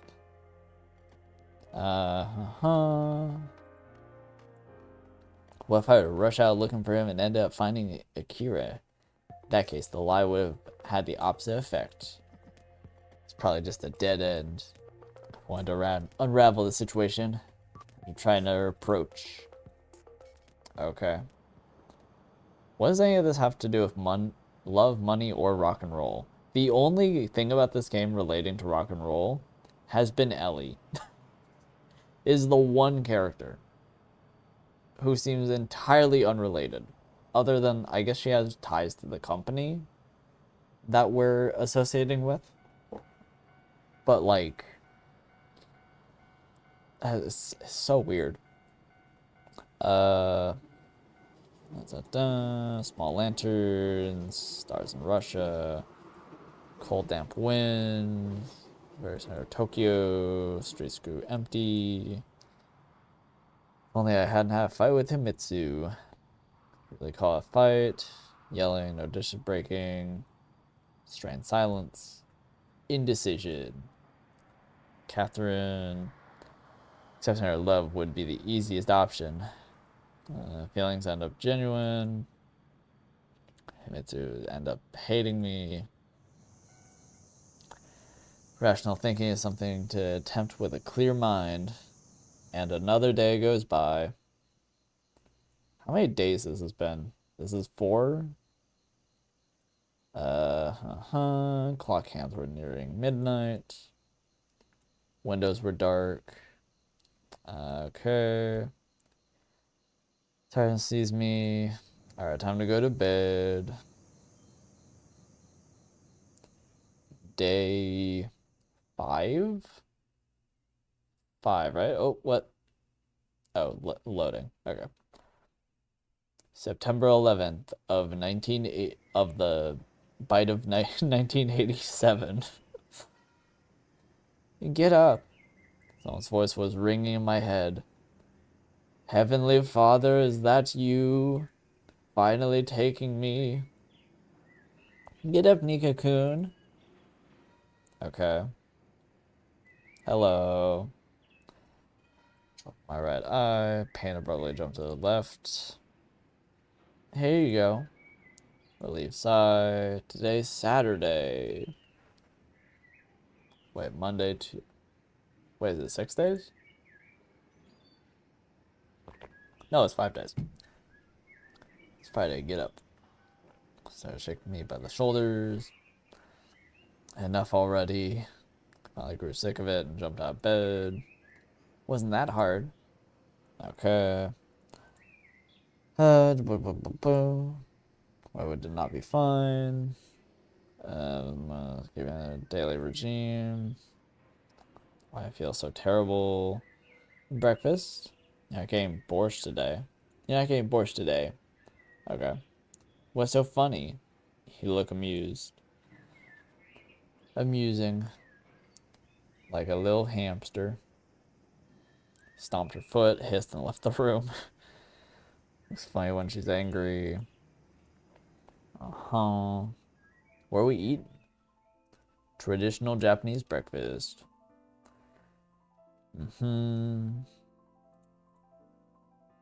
Itadaki. Itadakimasu. Okay. Response.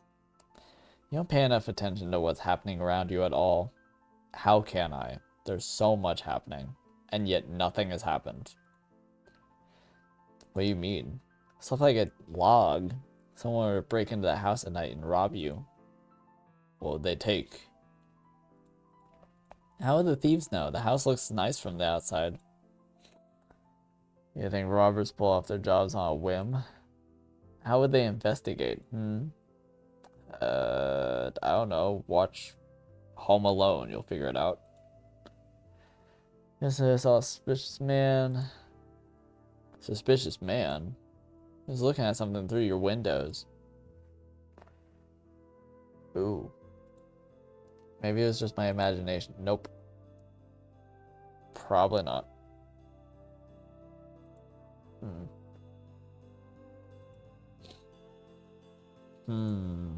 Interesting.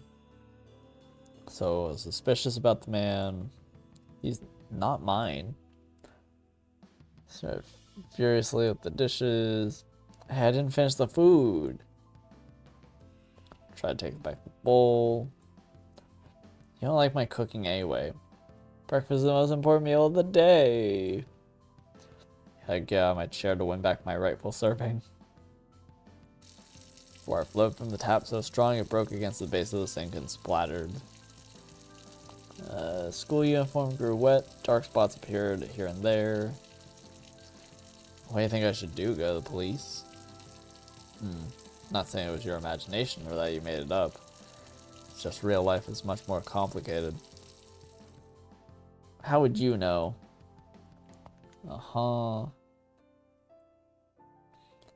Approached her, hugged her. Come on, sorry. What's right here? Don't. Try to break free. Displays of affection weren't anything unusual. Don't know how Japanese people would react to something like this. She was used to it. Something started to change in our relationship. Catherine's return. Okay. Let's go. Took a couple of steps back. I'll just change really quick. Boom.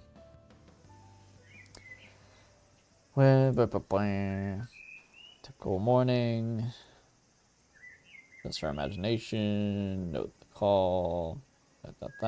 Shall we go? We give him multiple sets, of course. So I have a spare two. Of course you do. It's in the closet. Wanted to ask which closet.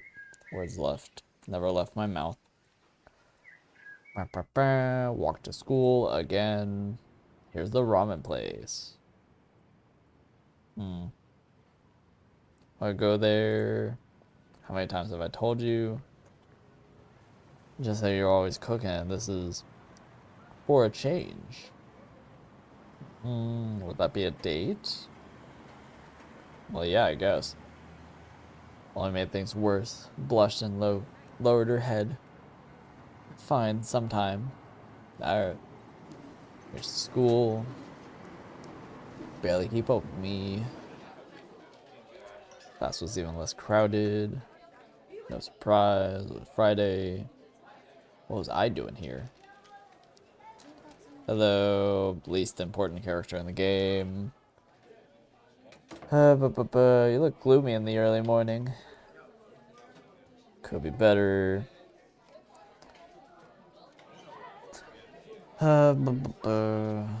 Catherine's desk was empty.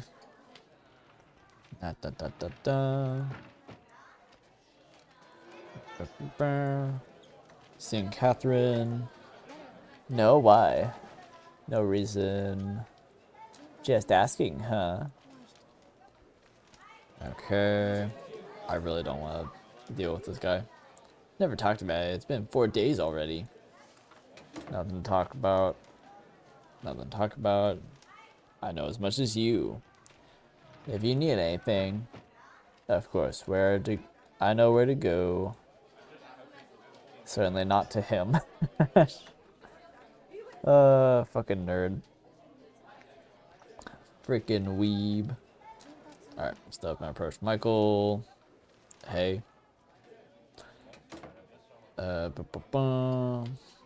How's it going? Depends. How should I look at it? Depends on what you mean. I see you're in no mood. Ask if you see Catherine. No. Thanks. Cool. Oh my god. 7 more classmates, no results. Band attempt must have seemed strange. Long learn, don't expect anything from me. Da. Left without a farewell, returned without a warning.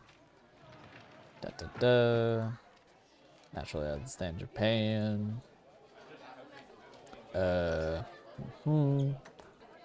Teacher's room. Are we gonna break into the teacher's room to try and find her?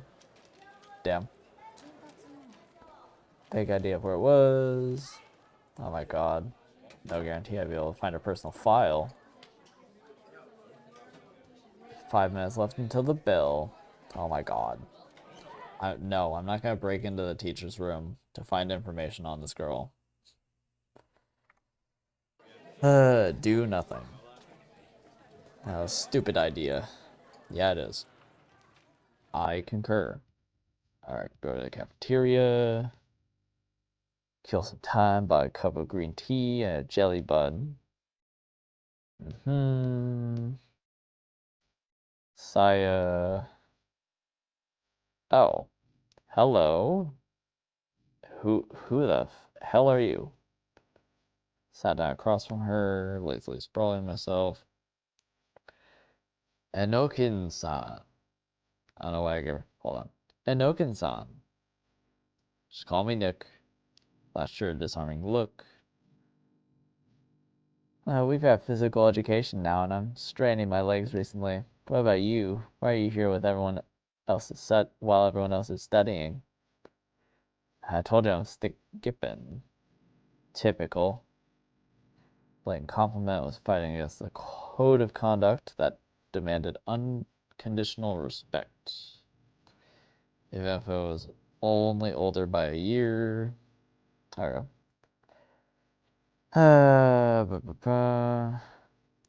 Mostly right.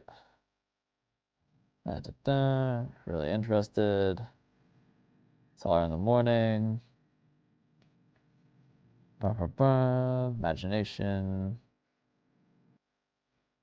Standards. Be nice. I see her in no mood. I guess I'll go. Why'd you even come in the first place? To fight? No. No, goddamn, to pick on you. Everyone's studying, there's no one else around.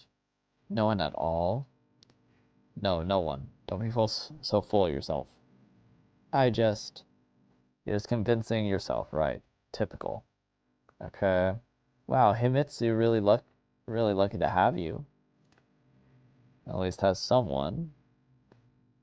A man would drown in your bile on the very first date.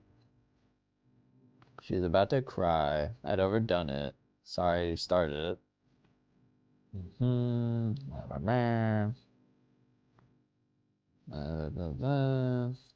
Sorry. Asshole jerk, idiot. Alright, cool. Great. Bye. And another class. Oh, the lessons were running their course. Class was unusually quiet. Didn't learn Catherine's address, and neither did I know why she didn't come to school. How's that strange exactly? Disappeared from my life 1.5 years ago. Now I was already panicking after a single day. Pleasant feeling. Kept agonizing over things and working myself up. I have a relationship, real reason for hope. No tangible goal, no script, only gray days. Didn't believe everything would be like it was before. Didn't believe it would be much worse. Simply not be possible. Wanted to be understood.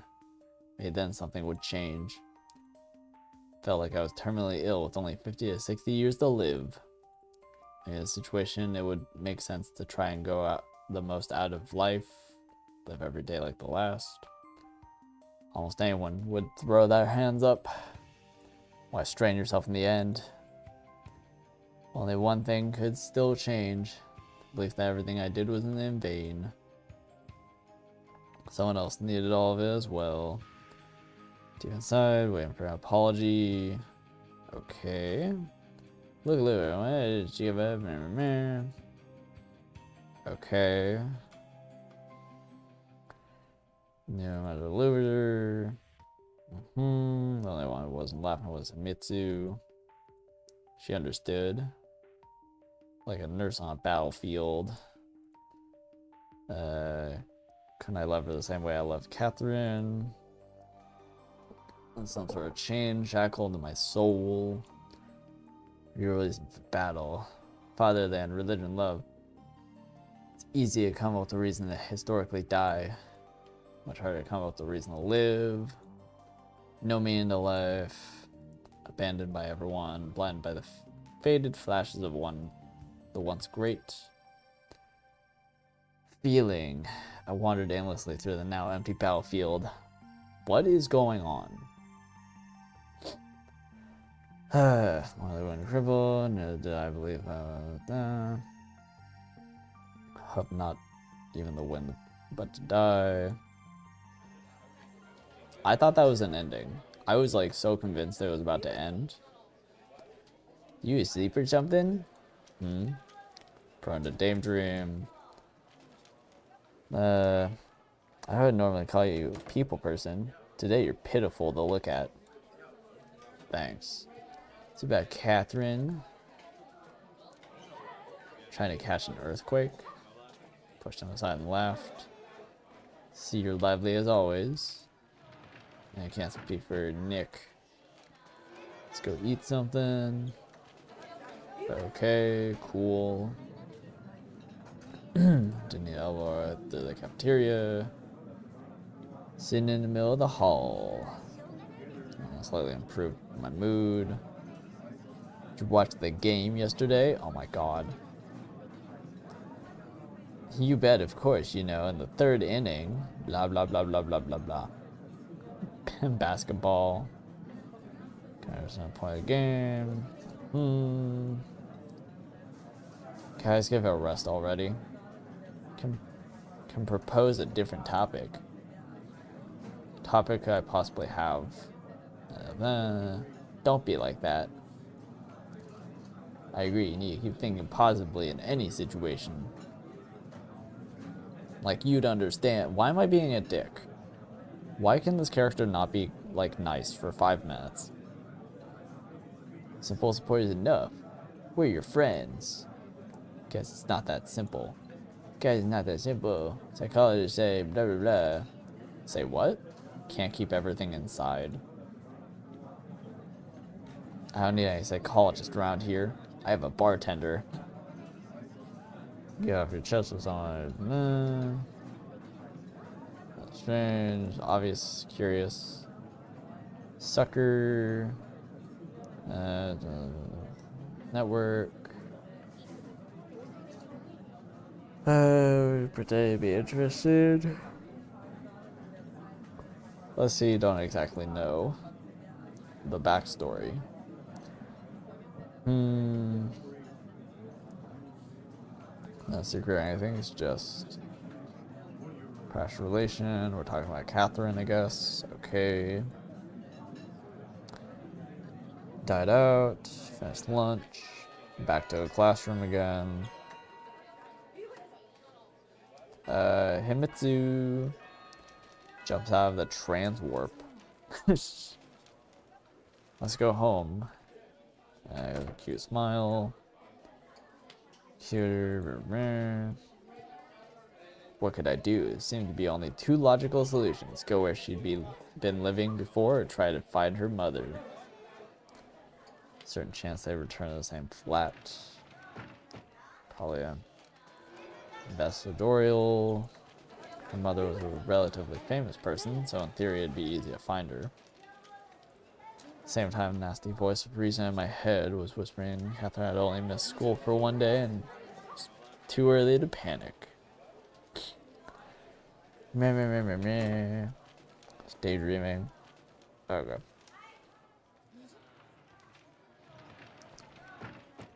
So, boom. Have we filled out? Damn, we filled out a whole thing. Wow. Old apartment.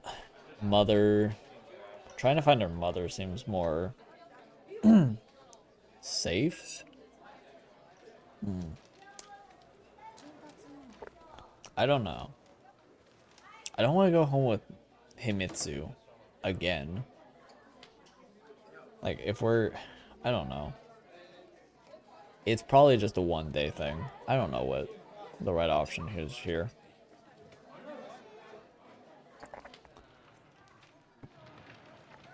I guess we could go back with Himitsu. I don't know. Be a very boring playthrough, but I also don't know. Try to find her mother? I mean, it'd be interesting because it would be a new character. Like, just checking her old apartment would probably not be effective. Trying to find her mother probably would. I don't. It's either this one or this one.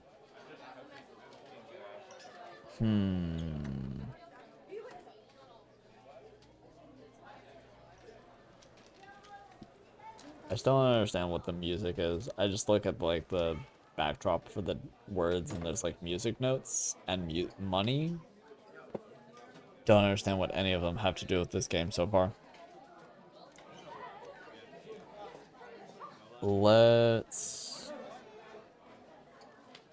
I'm hoping to end stream in like in like 8 minutes. But I am curious about this. I don't know.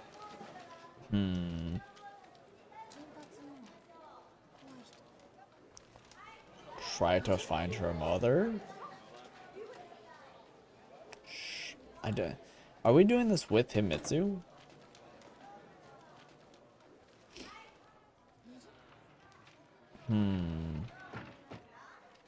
I mean, she probably only missed for one day.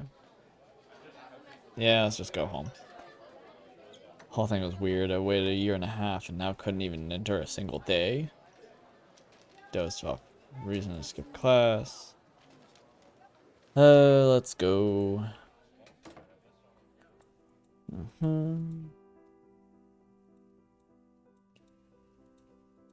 I got used to keeping my true feelings. Barely on the left. That's adulthood. Smile is almost smooth out the seeming. Gravity. Long overdue.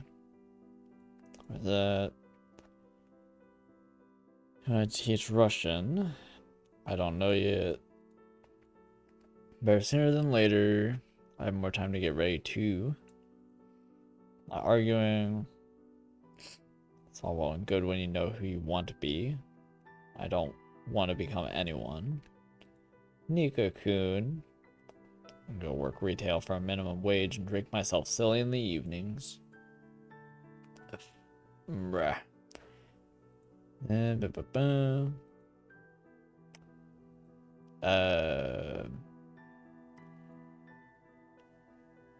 You used to have dreams and aspirations. This guy? What? Crazy. This man had dreams and aspirations? When was that? Before. Cool. Great. When Catherine and I were still together. Oh. What did I want to become at the time? Grief and pain seemed to have erased all other memories. No, I did, of course, remember how good it was to be together. Completely forgot the mundane, everyday moments. So if the whole period of my life was fixated on her. Catherine, Catherine, Catherine. Not eating, sleeping, going to school, talking to Himitsu. Bit my lip in frustration. There's only one thing you cared about back then. You know what? Yep. Don't start again. Don't start what? Me. Artificial conflict. I don't want to fight, especially not without a reason.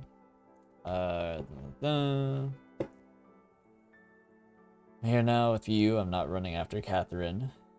Time to put an end to our game of euphemisms. Where else would you be? Oh, you don't even know. You're your own worst enemy after all. True. That's how you choose to put it. Smile and walk on towards home. The hell was that? Sitting in the room, doing homework, laying in the bed. No sight. Nothing happened. Never me. Oh shit. Fucking. The hell is this word? Spell. Betend. October or October. I don't know. That depends on what you're talking about. Sentences. Should be an E. What are you writing? An essay. Topic: religion and faith in Dostoevsky's novel The Brothers Karamazov. I feel like I've heard of this. Is this a popular one? Like a popular Russian novel, book, whatever? Never even read the novel. Envious of Himitsu. What? School held classes for most of the common languages. Reject the idea of learning Russian as my second language. I was fine as is, wasn't I? Turns out I wasn't. I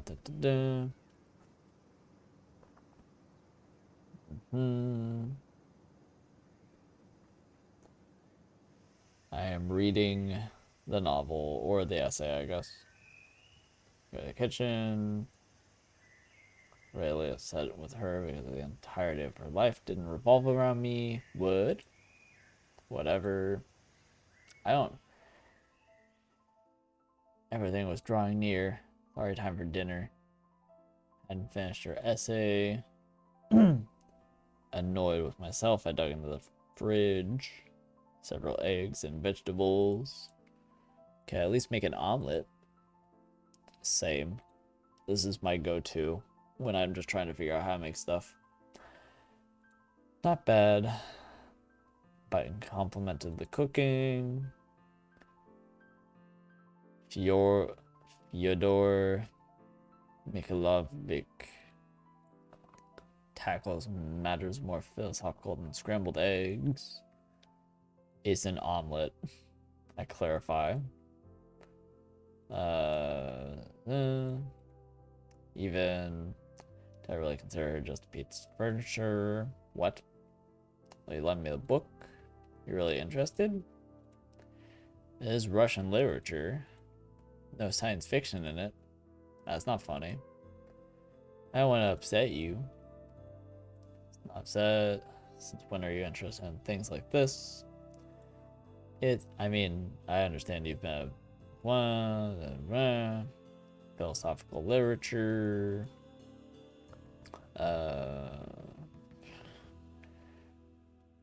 School later.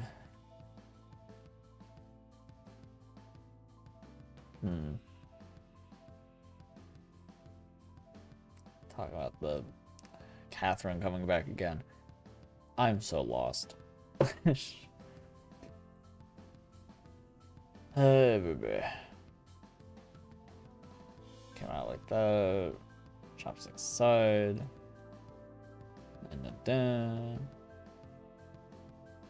Misunderstood.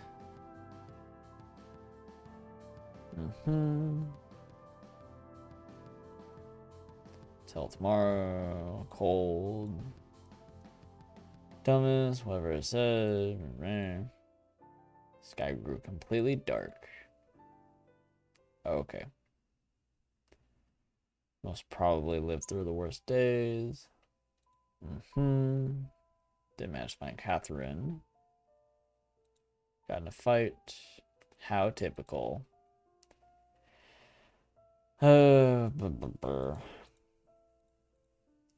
Contemptible. Cowardice. Catherine to explain myself. So my relationship with Himitsu. Now the calls and the note. Is I really in danger? But my house filled with something completely different. Nothing changes with Catherine, and Himitsu never forgives me. Please do kill me. Okay. Now, would that really be the end of it? Put myself in Himitsu's place. Didn't seem plausible. I would look from her point. Not finding anything out. We had about Catherine. 7-year-olds. Not seven anymore. Whatever. I was more. I was tired. Time to sleep again. Cool. Need to find her at that moment. I didn't want to think any further. Last car drove down the street. Tires creak quietly. Excuse me. District sank into pre-dawn silence. Am I going? Am I going to sleep or am I going out? Oh. The 12th of September of the bite of 87 or whatever my joke is. Man can always be judged by how much he looks forward to the weekend. The working days of the week were spent in labor. If you're exhausted and just want to rest, treat the weekend as a deserved reward. If you don't care, it's just the end of the week. You're a lazy deadbeat. Was what my father used to say. Okay. More monologuing.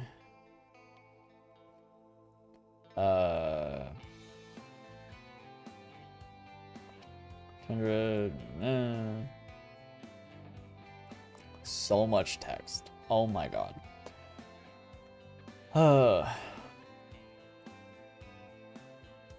Like, what does this mean?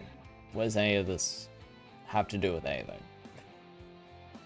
Oh my god. Nice coat. Hands and veins in his temple. Coming out of the cramped hotel. Them spoke Russian.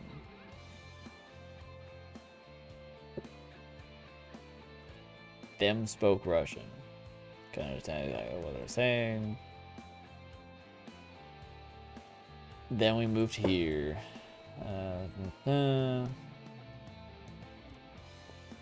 Old roommate seemed enormous. New house. Met the neighbor girl with a strange name. Great. Loving the backstory. Love just being absolutely expositioned all of the backstory. Cool.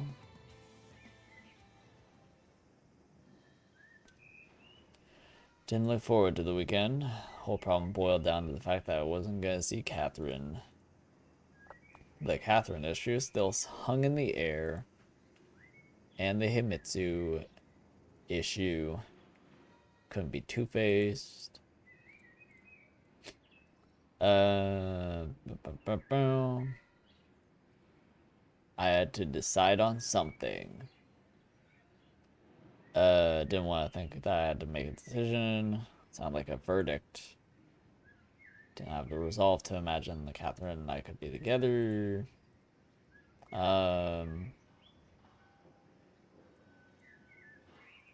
Less straw. Oh, eating half-assed breakfast, sat in the middle of the empty kitchen. Meh.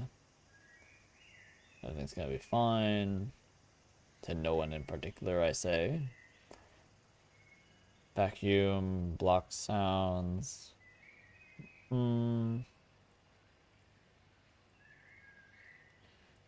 Finder. Meh.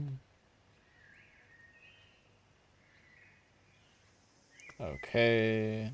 Couldn't sit still. Stuck and start pacing. Powerlessness. Wild predator. Small damp cage. Telephone. Is it Achu? Itchy nose? Oh, Kioske. Hung up the phone. Damn. Anybody but him. Goddamn. What to do next? Didn't know where to look for Catherine. Deep inside, desperately wanted to leave the house. Okay. I'm gonna call it for now. I don't know what to say. I was expecting more. I was expecting something very different.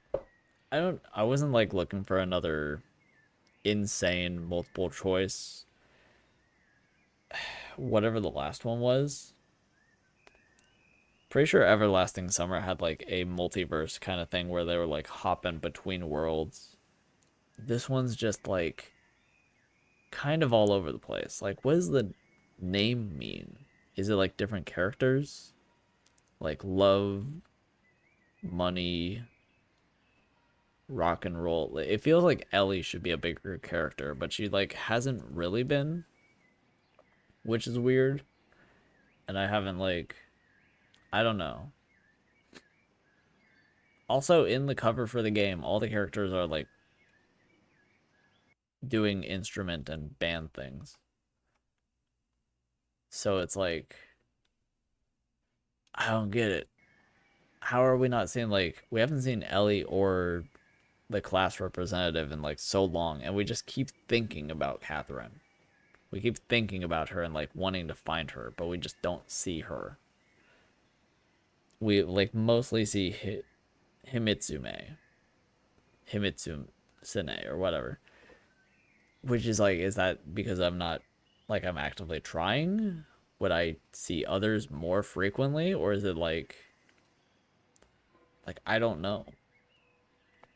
I don't know. Very weird game so far, and it just very unfocused. Like, what is the stuff with like you're in danger and the note and the phone calls and stuff? It feels like just a way to like inject tension in like artificially to go aside the like romance stuff, you know? Again, comparing this game to Perfect Gold is very interesting because that one does everything really well. There's good tension, there's good drama, there's good, everything. And this one's just kind of floundering a little bit, which is sad considering how good I think Everlasting Summer was. But we'll see it to the end. We'll at least get an ending. And then I will probably just spam through dialogue to get the other achievements and endings and whatnot on my own, maybe. But we'll get an ending hopefully tomorrow or Saturday. For now, I'm gonna go. Thank you for watching. I hope you've enjoyed whatever this was. Have a good today, tonight, whatever. I'll see you next time. Bye.